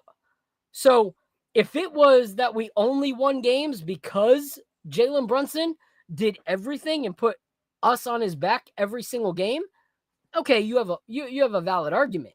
But when that's not the case, like, no, I don't think he's at that complete level yet where we say he's Jordan status and of course he's going to take that last shot, or he's going to do this, he's going to do that. Like Wolverine said, Cat won his game 3. You know, they're in that playoffs. You cannot say that Jalen Brunson was the savior of the New York Knicks. There were times that his free throws led us to needing to have a big bucket at the end because we were down 2 and he missed 2 free throws in the 4th. You know, so well, I don't want it to seem like when I give him an A grade that I mean that he's like people give Jordan an A grade, and you could look at his stat sheet and see that he missed a lot of shots. He probably wasn't the greatest player each game, but it's just the leading mentality. You know what I'm saying? Like, so I do attribute a lot of that, like I said, to the offense being ran. Because if you look at it, he didn't have that reputation in college. That's not something that you ever had to see him deal with in college, because Jay Wright ran a system that you weren't just gonna have Jalen Brunson breaking you down and running ISO the way he was. So you did have to run that team centric offense, which led them to 2 championships on that level. So I don't think that I don't want to blame him for that. But you do have a point in that you don't want to give him too much credit for winning every single thing. Like, he's not at that level just yet, which is absolutely true. I guess when I gave him a grade, I'm giving him a grade based off of the Knicks as a whole this year, which wasn't the thing. The grade. When we graded everybody else, we didn't grade them with an exception. We didn't grade them and say, but in college they didn't have to do that. I didn't grade them at all. So with Jalen Brunson, we're grading based off of him alone. Everyone had the same limited capability coach. Everyone had the same exact roster. I'm looking solely at their individual efforts to fully win in the playoffs. And I feel like there were times where Jalen Brunson did amazing things to help us win, but there were also times where Jalen Brunson did a lot of things that cost us to lose. So That's why I can't give him an A, because it wasn't solely things that I'm like, yo, this is top-notch basketball through and through. It wasn't. There was knucklehead, selfish offensive plays. There was defensive liabilities. If I'm going to crucify Cat for being a defensive liability, I'm going to also talk about when Jalen Brunson is a defensive liability and Mitch or OG or Mikhail have to step out to help in that defensive thing. So many people, this is the thing. So many people here, when I'm talking, what have they put up? They've put up Jalen Brunson's points in the series. I don't care about points. No one has talked about what he did defensively in that game to help us. But you also got to say this: Brunson is not a defensive guy where you rely him to lock anybody else down. So you can't say that what he didn't do did something defensively if he never was ever that guy. Correct. But we did talk about Cat and his lack of defensibility and how it cost us games where he got in foul trouble. How about that game where Jalen Brunson was on the bench for a long period of time because he had 4 fouls before the start of the third quarter? We have to talk about the whole thing. Yeah, and I'm glad you mentioned Cat, because to me, Cat, like I said, the difference with Cat was his effort. He's just a bad defender.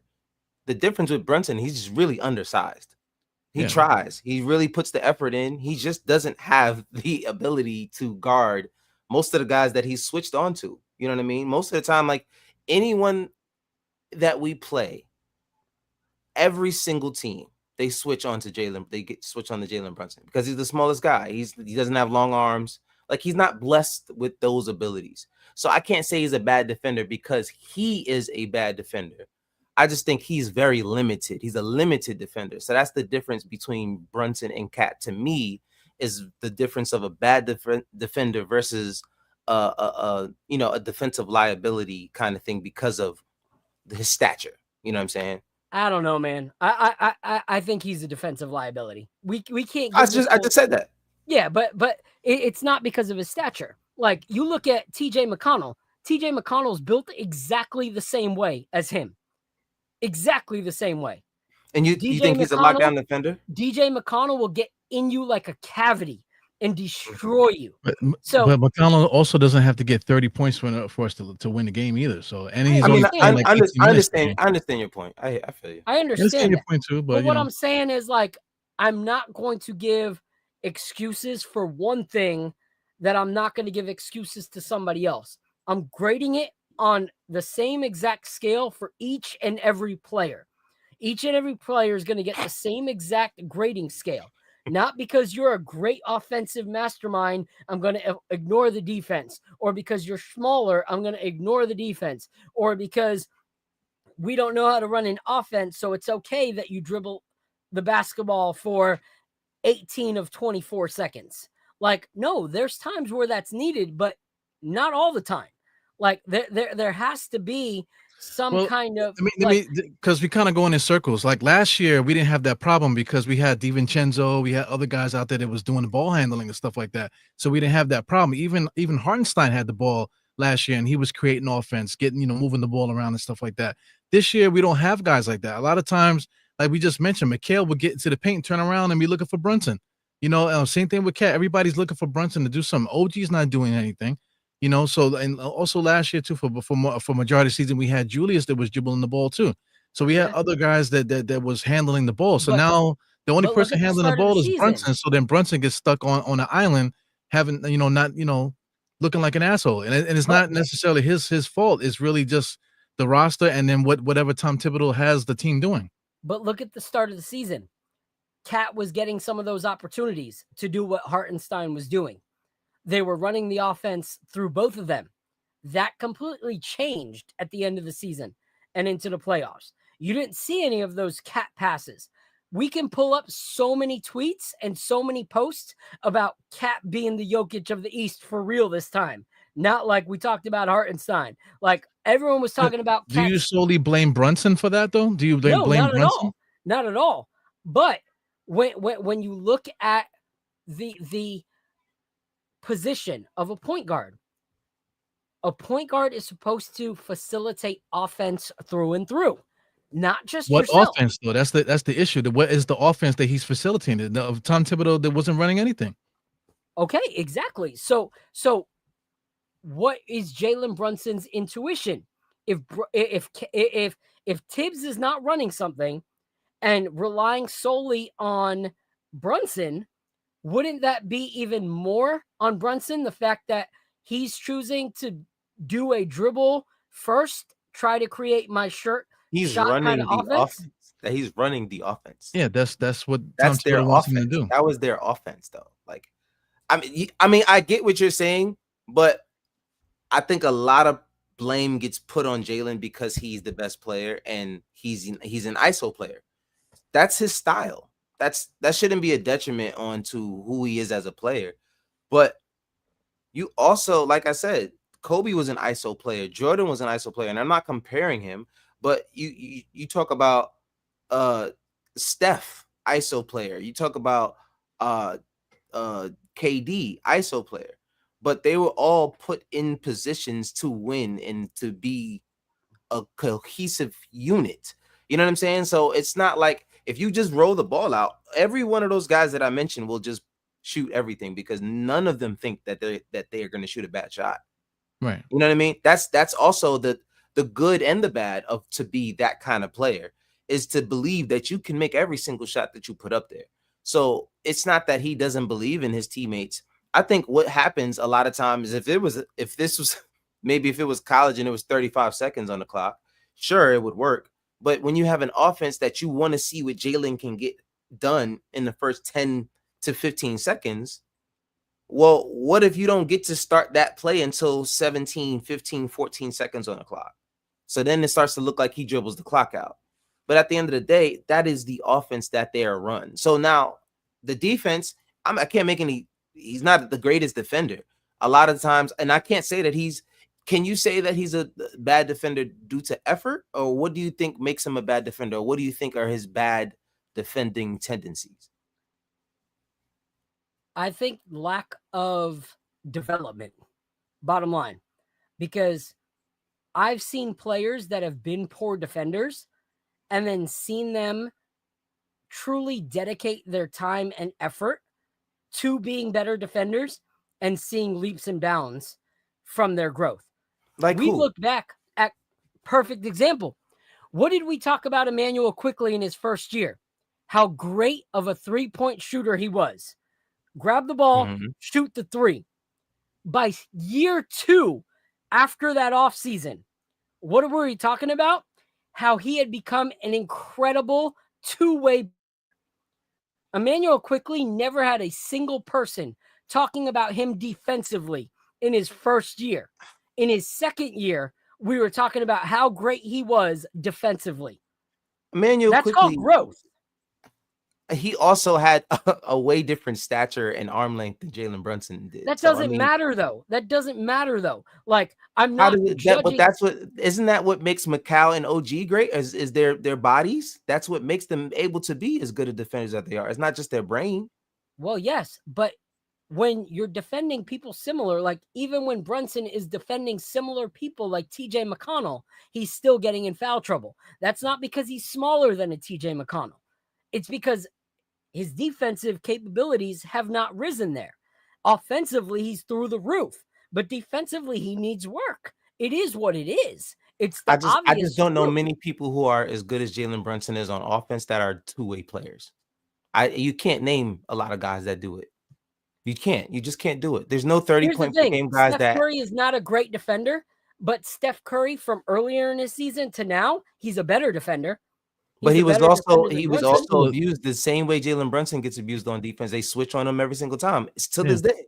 They do, but he's still better than Brunson defensively. Okay, that's not saying much. You know what I mean? It's not really saying too much because I mean, at least Brunson can't move his feet or whatever, but at least he gets into the lanes and draws charges sometimes. Yeah, I don't know, bro. Here's the thing, man. Is I personally think that Brunson gets away with so many things because he's Brunson, in my opinion. Like straight up. Like if I was watching a different team and saw Brunson do the same thing, when I look at takes from other fan bases about Jalen Brunson, they aren't having a Jalen Brunson goggles on. And they're saying, man, that dude dribbles too much. That dude doesn't get his other players involved as much. If Jalen Brunson, distributed as much as he was, even had some distribution to the same amount that he has scoring, this team would be incredible. These are people that are not Knicks fans. All right, let me ask you a question. For me, I try to have the goggles of a non-Knicks fan. And just I gotta say something too, because I'm not looking at Brunson and no Jalen Brunson goggles. If you go in there, I'm not looking at having no Jalen Brunson goggles. I'm looking at it to the fact that we come down the court, we waste time, they pass the ball. Next thing you know, the ball is in Brunson's hands, and he has no choice but to dribble the ball out of the thing. The offense could be flowing, and then as soon as Tom Thibodeau puts him back in, everything that we were doing before we stopped doing, and that's not Jalen Brunson's fault. That's the coach's fault. Because how does something work, and then now you take those guys out, put Brunson in, and just tell everybody clear out and let Brunson do his thing? All I'm saying is, to me, the elite Brunson would be Brunson being Brunson, but making those around him better. There's a reason to me we still succeeded and won most of the games when Brunson was gone, but we saw the best version of both OG and Cat during that time. And why did we see that? Right. Why did we see that? Because they had opportunities to actually use their skill sets. Okay. So that has nothing to do with the coach. That's all Jalen Brunson. I'm not saying that. But you are saying that, because if you're taking it to, boom. Let me ask you this question. Was the coach the same coach? Let me ask you this question. Is this Jalen Brunson skill set something that he just developed when he got to New York? What? Is Jalen Brunson's skill set something that he just developed when he got to New York? It's something that changed when he got to New York. When he played with Luka, he definitely wasn't the ball-heavy dribbler that he was before. Thank you. He wasn't that guy. That's all I gotta say. That's all I gotta say. I mean, here's the thing, though. He also didn't have that same position. My question is, Tibbs? Time out. Hold up.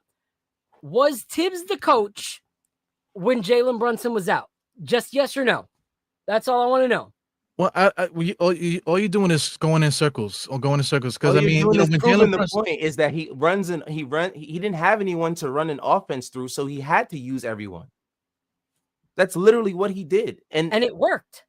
so what is that? What does Brunson have to do with the fact that he tried something when Brunson wasn't there and then didn't try it when he was there?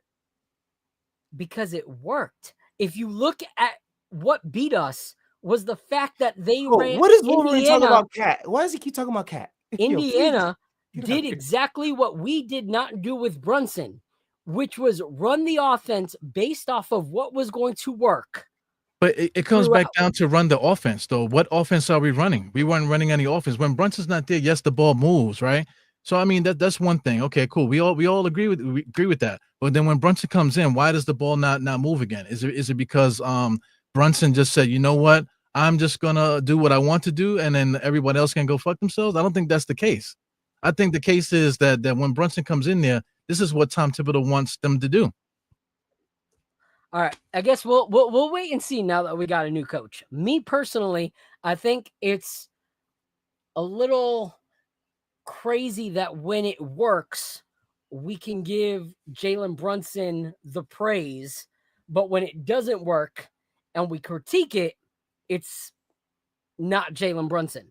And this is for someone who gives Tibbs a lot of I just think the you're flack not for you're what not we hearing what failed we're at. saying, but I hear what you're saying. So My I'm thing is, over I'm over it. I don't we're that's what I'm talking saying. way It's too long. going in We the got circles. other stuff to talk about. It's going in a circle, but I mean, like you have one point that you want to make about Brunson, and I don't think you want to hear nothing we have to say outside of it. I just think that you just have this thought process of Brunson, and you just think that we're looking at it through Brunson glasses. My thing is that we agree that the ball does move without Brunson, but when Brunson comes in there, why does the ball not move? It's not because Brunson takes it upon himself and says, "Okay, listen, it's my team. I'm going to do what I want to do, and screw the team. I'm not going to make the team better." I don't think that's that. You know, I think that literally that when he comes in there, you know, the offense changes because now this is what Tom Thibodeau wants them to do. They'll call timeouts and everything and come back and still do the same dumb shit where Brunson just dribbling the ball out the I thing. There's no ball moving, no cutting. I think you think we're trying to say that we are okay when Brunson dribbles the air out of the ball, and that's completely not what we're saying. So I think that's where it's, you know, I think we whatever. agree. I think we're in agreement, but like you on this thing like Brunson can't do no wrong, and I just think that's not what the case is. All right. Well, obviously we disagree. Chat disagrees. The with thing each is, we other. don't disagree. The thing is, we agree. Is just that you're like very strong about this thing, and you're just not hearing what we're saying. Because we're saying the same thing, but you just don't want to hear what we have to say. No, I do want to hear what you have to say.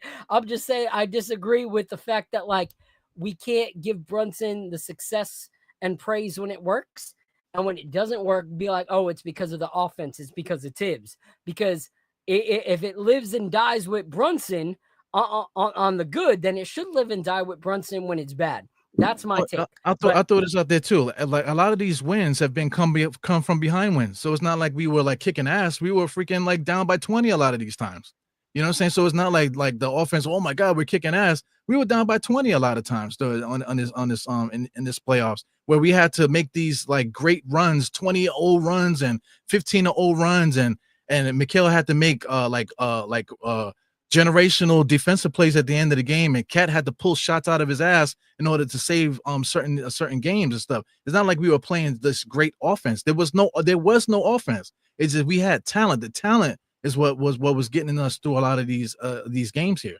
You know, it wasn't and I think that's a huge problem, is a lot of talent, but who's in charge of the talent? Like, if we have a leader, is what I'm saying, and this is my last take. If we have a leader in Jalen Brunson, legends are legends because they are incredible and they make others around them incredible as well.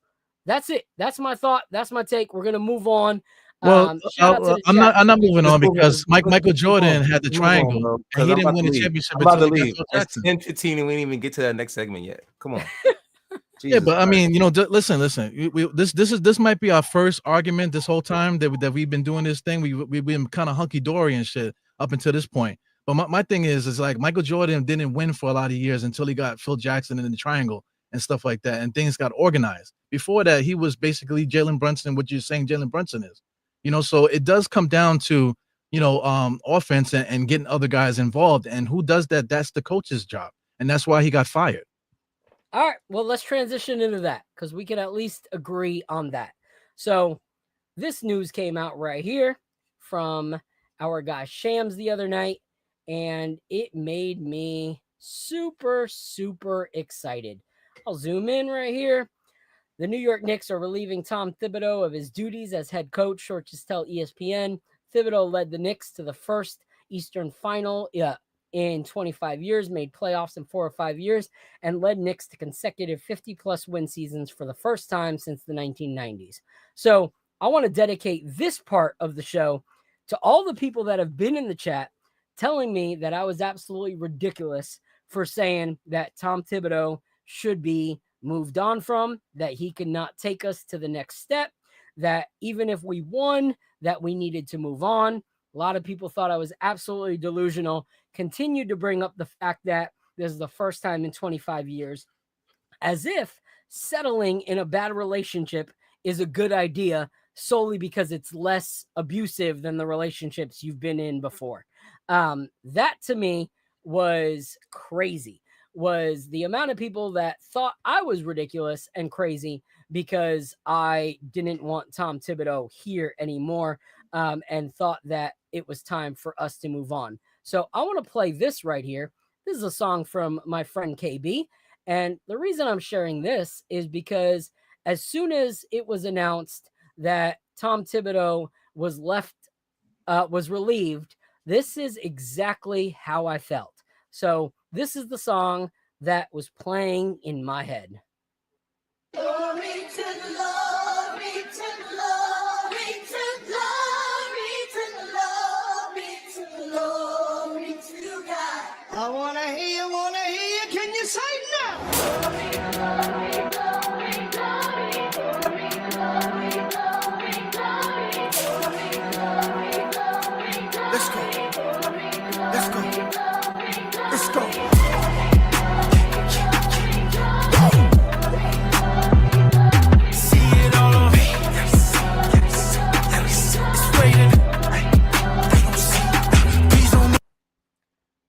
Oh, man, I went to church when I found out Thibodeau had been relieved of his duties as New York coach. I was ecstatic.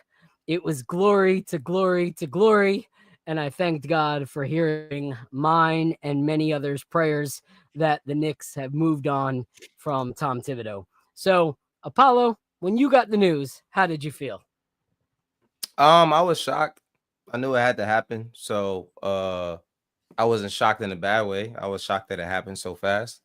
But I knew it had to happen. So, I figured that if they knew what they were gonna do, they did their due diligence and they made their move as soon as they possibly could. So I was pretty excited.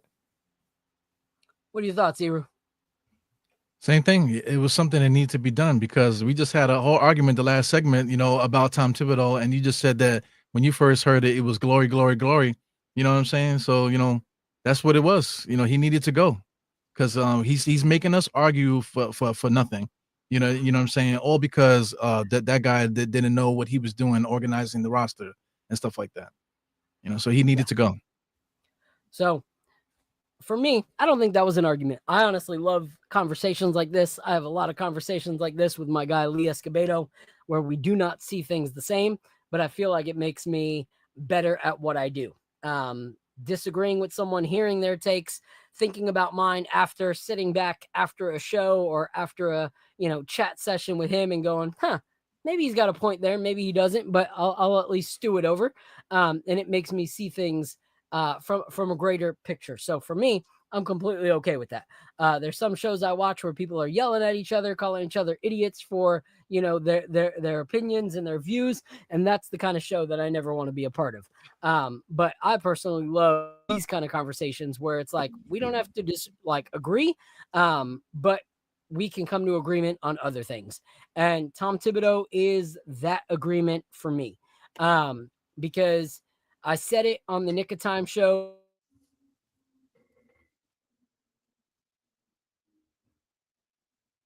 3, 2, 1.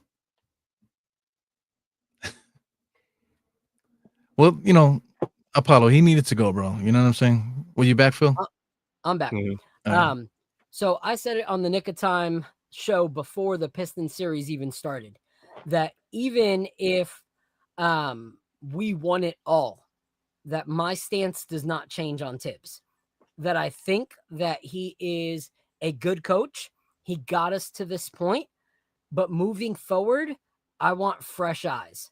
I want someone new. I want someone that can bring something of this team, because from the start of the season to the end of the season, we had the same questions. How does this team work together? How does this work? How do we become a championship contending team with this roster? Some of the issues that us three talked about on the first episode of this season are the same things we talked about last week, and how those issues weren't resolved. So for me, it didn't matter how far Tibbs got us. I felt like we needed to move on. I felt like his time with us was gone. And so when I read that, it made me have a whole new level of trust in this front office, because they're doing what we asked them to do, to stop caring about connections and friendship and care more so about winning basketball and getting us that championship we all desire as Knicks fans. And them being able to say, hey, Tibbs is our guy. We have close family connections, but he's not going to get us to that next spot, which is crazy because I got crucified so many times for saying those exact words. But seeing Ian Begley say that that's what they thought, and to know, once again, confirmation what we said, it was interviews with the main players that led to that decision by Leon Rose and James Dolan. Not just them having a conversation, not Dolan moving their hand, but they had individual conversations with all the important players on our team. So that's not them talking to Huck Porty about Huck Porty being mad he didn't get minutes. That's not them talking to Tyler Kolek about why he didn't get minutes. They said they had a conversation with the main players of the New York Knicks roster, analyzed the season, got their insights on what they thought about the coaching, and made the decision based on that. So for all the Tibbs lovers, I appreciated Tibbs, but those that felt like Tibbs could do no wrong and that Tibbs was the savior of New York, all the things that we have said on this channel about players wanting something else and about him not being able to take us to that next spot was all confirmed in those meetings with the players and Leon Rose. So even to the point that Ian Begley said, if Leon Rose would have disagreed with those conversations, and if he would have been forced by Dolan, instead of him feeling that same way, he would have retired from the Knicks at the same time as Thibodeau did. But he agreed that Thibodeau was not the guy. So shout out to the front office, shout out to the players for speaking their truth and finally making it to where we don't look like we're just crazy creating off false narratives as content creators. So shout out to those guys. What are your guys' thoughts on moving forward? Where does this leave our New York Knicks? You want to? All right. Well, it has. We have to. The everybody that watch basketball and they look at players, they know exactly how they want to play. Like me personally, I have a certain style of play. I like to play. Period. Like if I was to put a team together and coach it, whatever, I have a preference of how I would like things to go. You know what I'm saying? So that's just my personal thing. So just as an organization, they know who they have on the roster. They know on their like billboard or whatever who's on their table or who they can add to the team or who they think can make the team better. You know, they have all these things set up already. You know, so they have to get a coach here that's going to help move the needle on that plan. You know, the plan that they have in place that they believe is going to get the Knicks to the championship. They have to be in agreement. Initially, when Tom Thibodeau first got here, Tom Thibodeau was a part of that plan. Tom Thibodeau was a part of starting the whole thing. He fit the whole he fit the the whiteboard. He fit everything that we wanted to do at that time. We got into a point now where things are not aligned anymore. So we have to start not to start from the drawing board, because I see a lot of talking heads talking about starting from the drawing board. And I see a couple of people in the chat, talking about how it's just that we don't know what we're talking about. The Tom Thibodeau got us here. Yeah, but I mean, if you watch these games, like I said, I like to say argument, because we legit had an argument just now about offense and stuff like that. That's all due to Tom Thibodeau. And if anybody watch basketball, what we discussed for that in a circle, that has been the problem the entire year. And if you don't agree, if like with that argument that we would have, if you're not with us in that argument, then you don't know what you're looking at. If you're not with me, Phil, and Apollo in that fight there, then you don't know what you're looking at. And most people that are watching the Knicks don't know what they're looking at. They say, "Oh, how could they fire Tom Thibodeau and this, that, and the other?" Listen, you're not watching games like we are.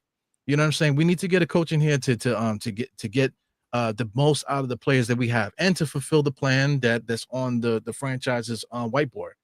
So that's what I'm looking at here. I'm excited. I'm excited again now. So it's up to Leon Rose and those guys to make take us to that next step. Yeah, I agree.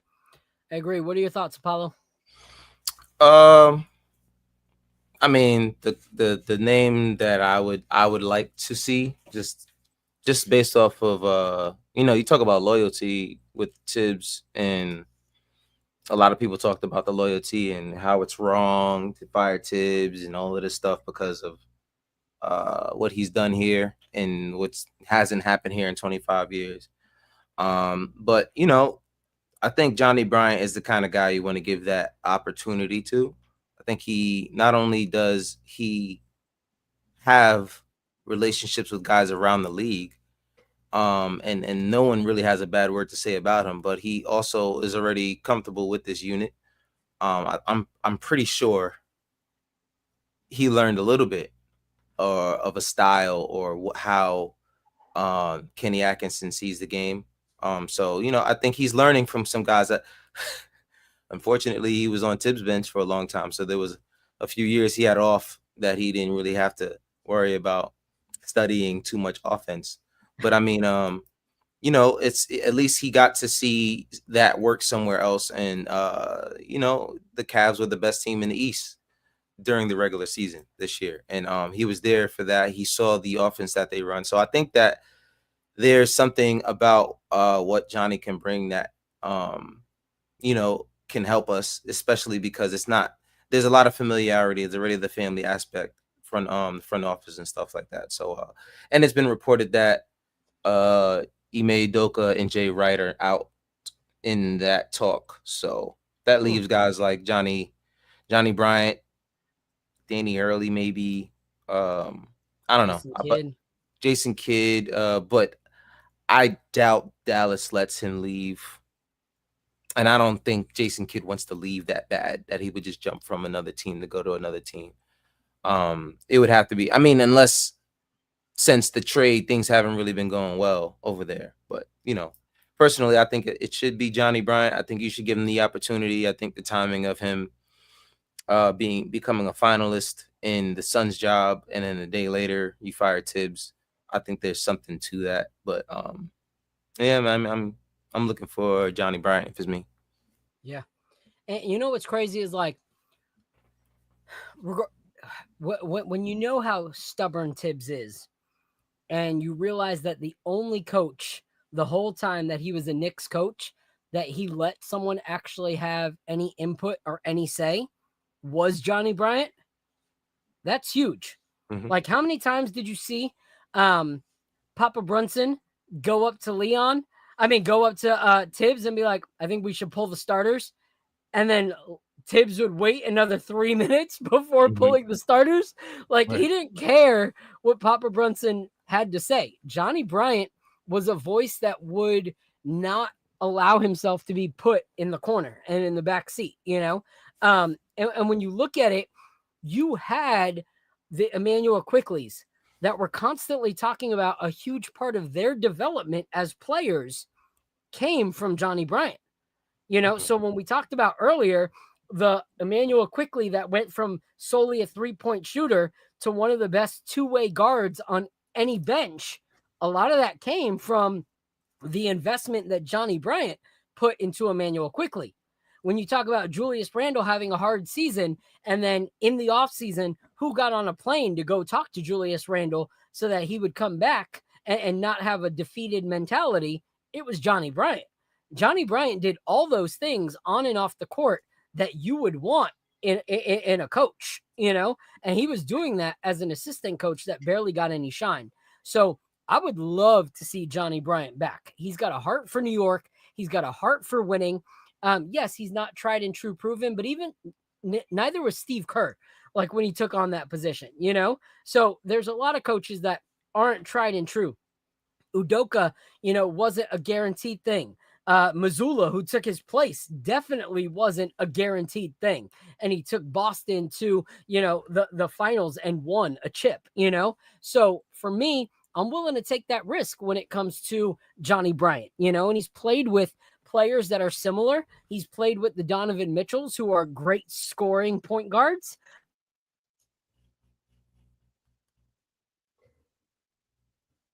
3, 2, 1. So he's worked with players like Donovan Mitchell that are scorers, who also help them learn how to work with like Darius Garlands and stuff like that. So that could be something that's fruitful for us as well. Look at the Cavs lineup, very similar, especially if we have a 4 in Cat and a 5 in Mitch. That's similar to a Mobley Allen kind of roster, So I think that could be a great thing in bringing in.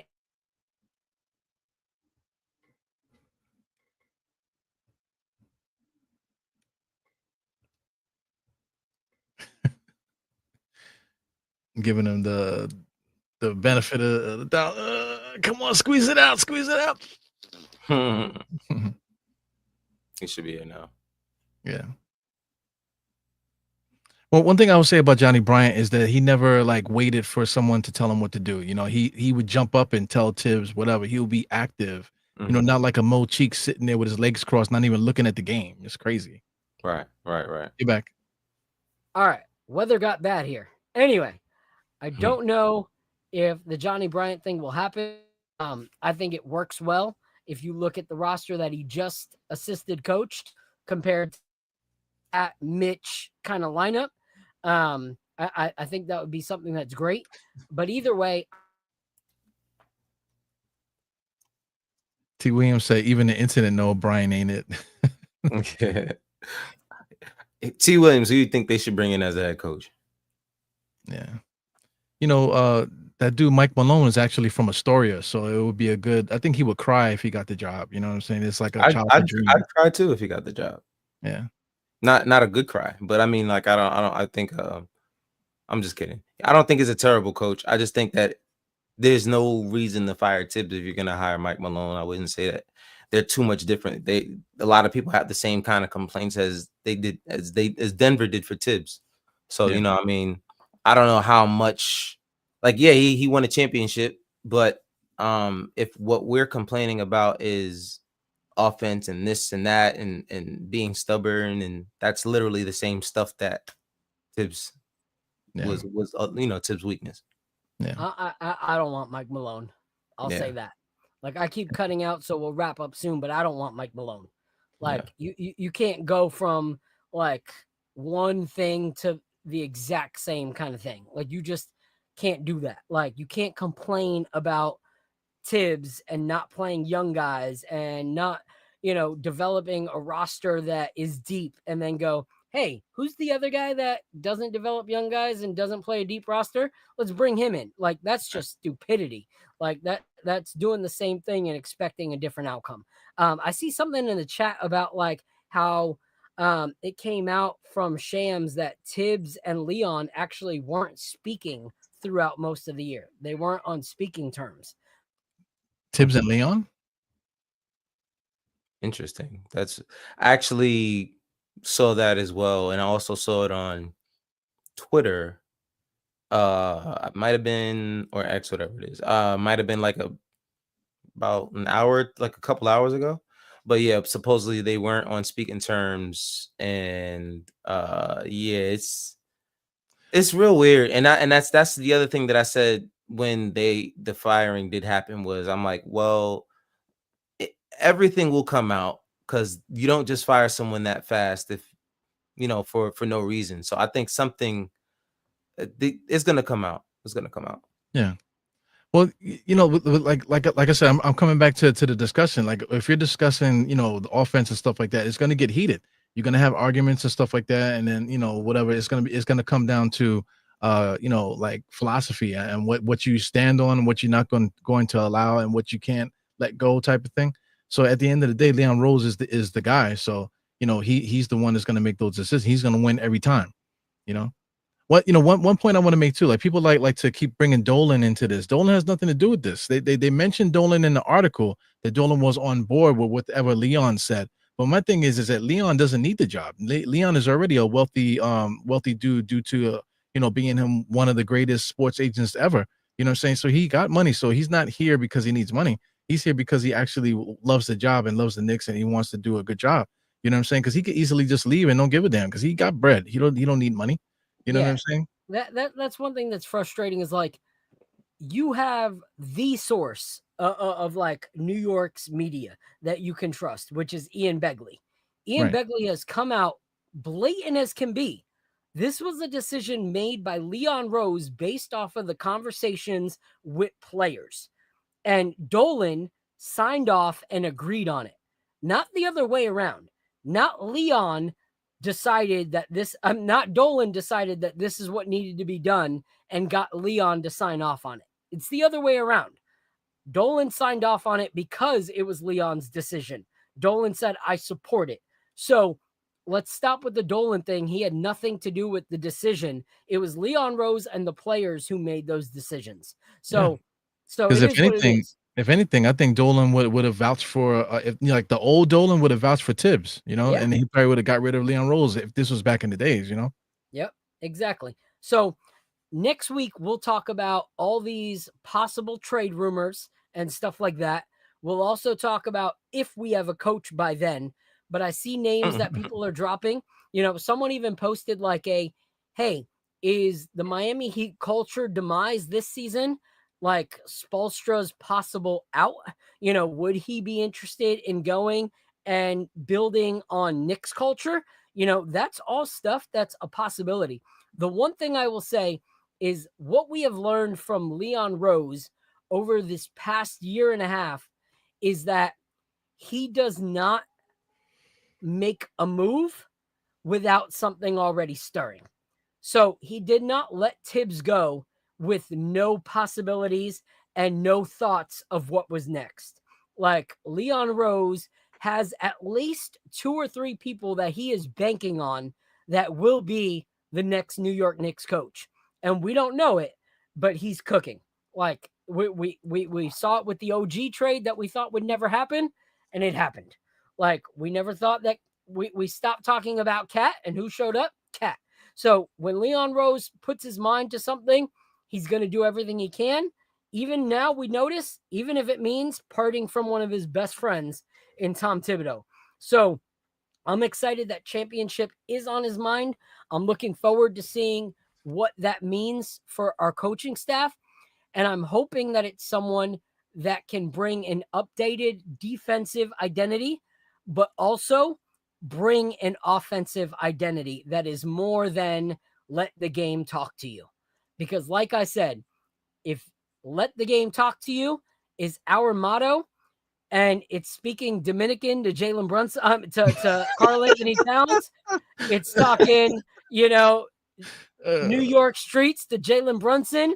It's talking, country slang to Mitchell Robinson, and everyone's hearing from OG, Yeah, everyone's hearing in a different language. We're screwed because that's what happened this year. So I'm hoping it's someone that can find an actual identity and build on these building blocks that we have, because I think even with the roster that we have as is, if we bolstered the bench and we bring in the right coach, we could look like a completely different team next year. So we'll talk about bench, we'll talk about trades, and we'll talk about do we have a new coach on next week's episode? It's 10:39. I know I always tell Apollo, especially because he's got to work in the morning, and so does Eru. I'm independently employed, so if I show up late, it's okay. But these guys, I try to tell them we'll be gone by 10:30 every week, so I want to honor that. Do you guys have any closing thoughts? Well, speak on the numbers. Look at the numbers. We got like 400 people, logging in here. So it's probably like the most that we've had, right? And Yep. and since we've been doing it In a while, yep, since last year. Yeah. So Yeah, appreciate all of you in the chat. Yeah, man. I mean, listen, hopefully we get some good news. I'm sure somebody will be mad about it, no matter what the news is. It's just Knicks fans. Yeah. But I think we're moving in the right direction. I think sometimes things happen that people don't like, but it sets things up for some things in the future. Sometimes it doesn't work out. I mean, and most of the times in life in general, it just doesn't work out. But in the situation, hopefully these guys do have the pieces. They do have a solid core that can get them very far. They just need the right steering wheel. That's it. They just need the right steering wheel. So hopefully they'll figure it out.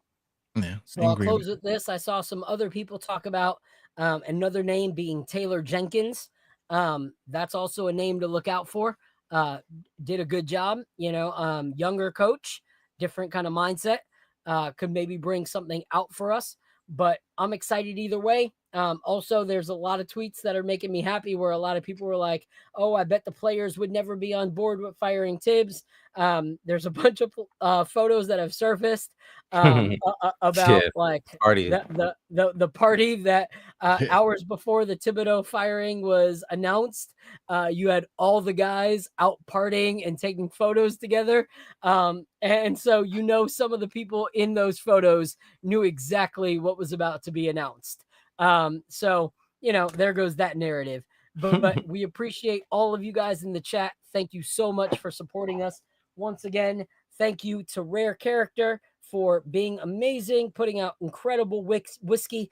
Check them out in your local area. There's stores that carry Rare Character out there. So we appreciate you. Apollo, Eru, like always, we don't have to agree on everything, but I freaking love you guys. Appreciate you guys. Wouldn't want to do this with anybody else but you two. So I'm thankful for the opportunities we get. Phil, go screw yourself, man. Screw yourself, Phil. Yo, don't get mad at me that you don't have any whiskey to drink. That's on you, bro. All right. I am kind of mad, man. So next week, Apollo and Eru will take part.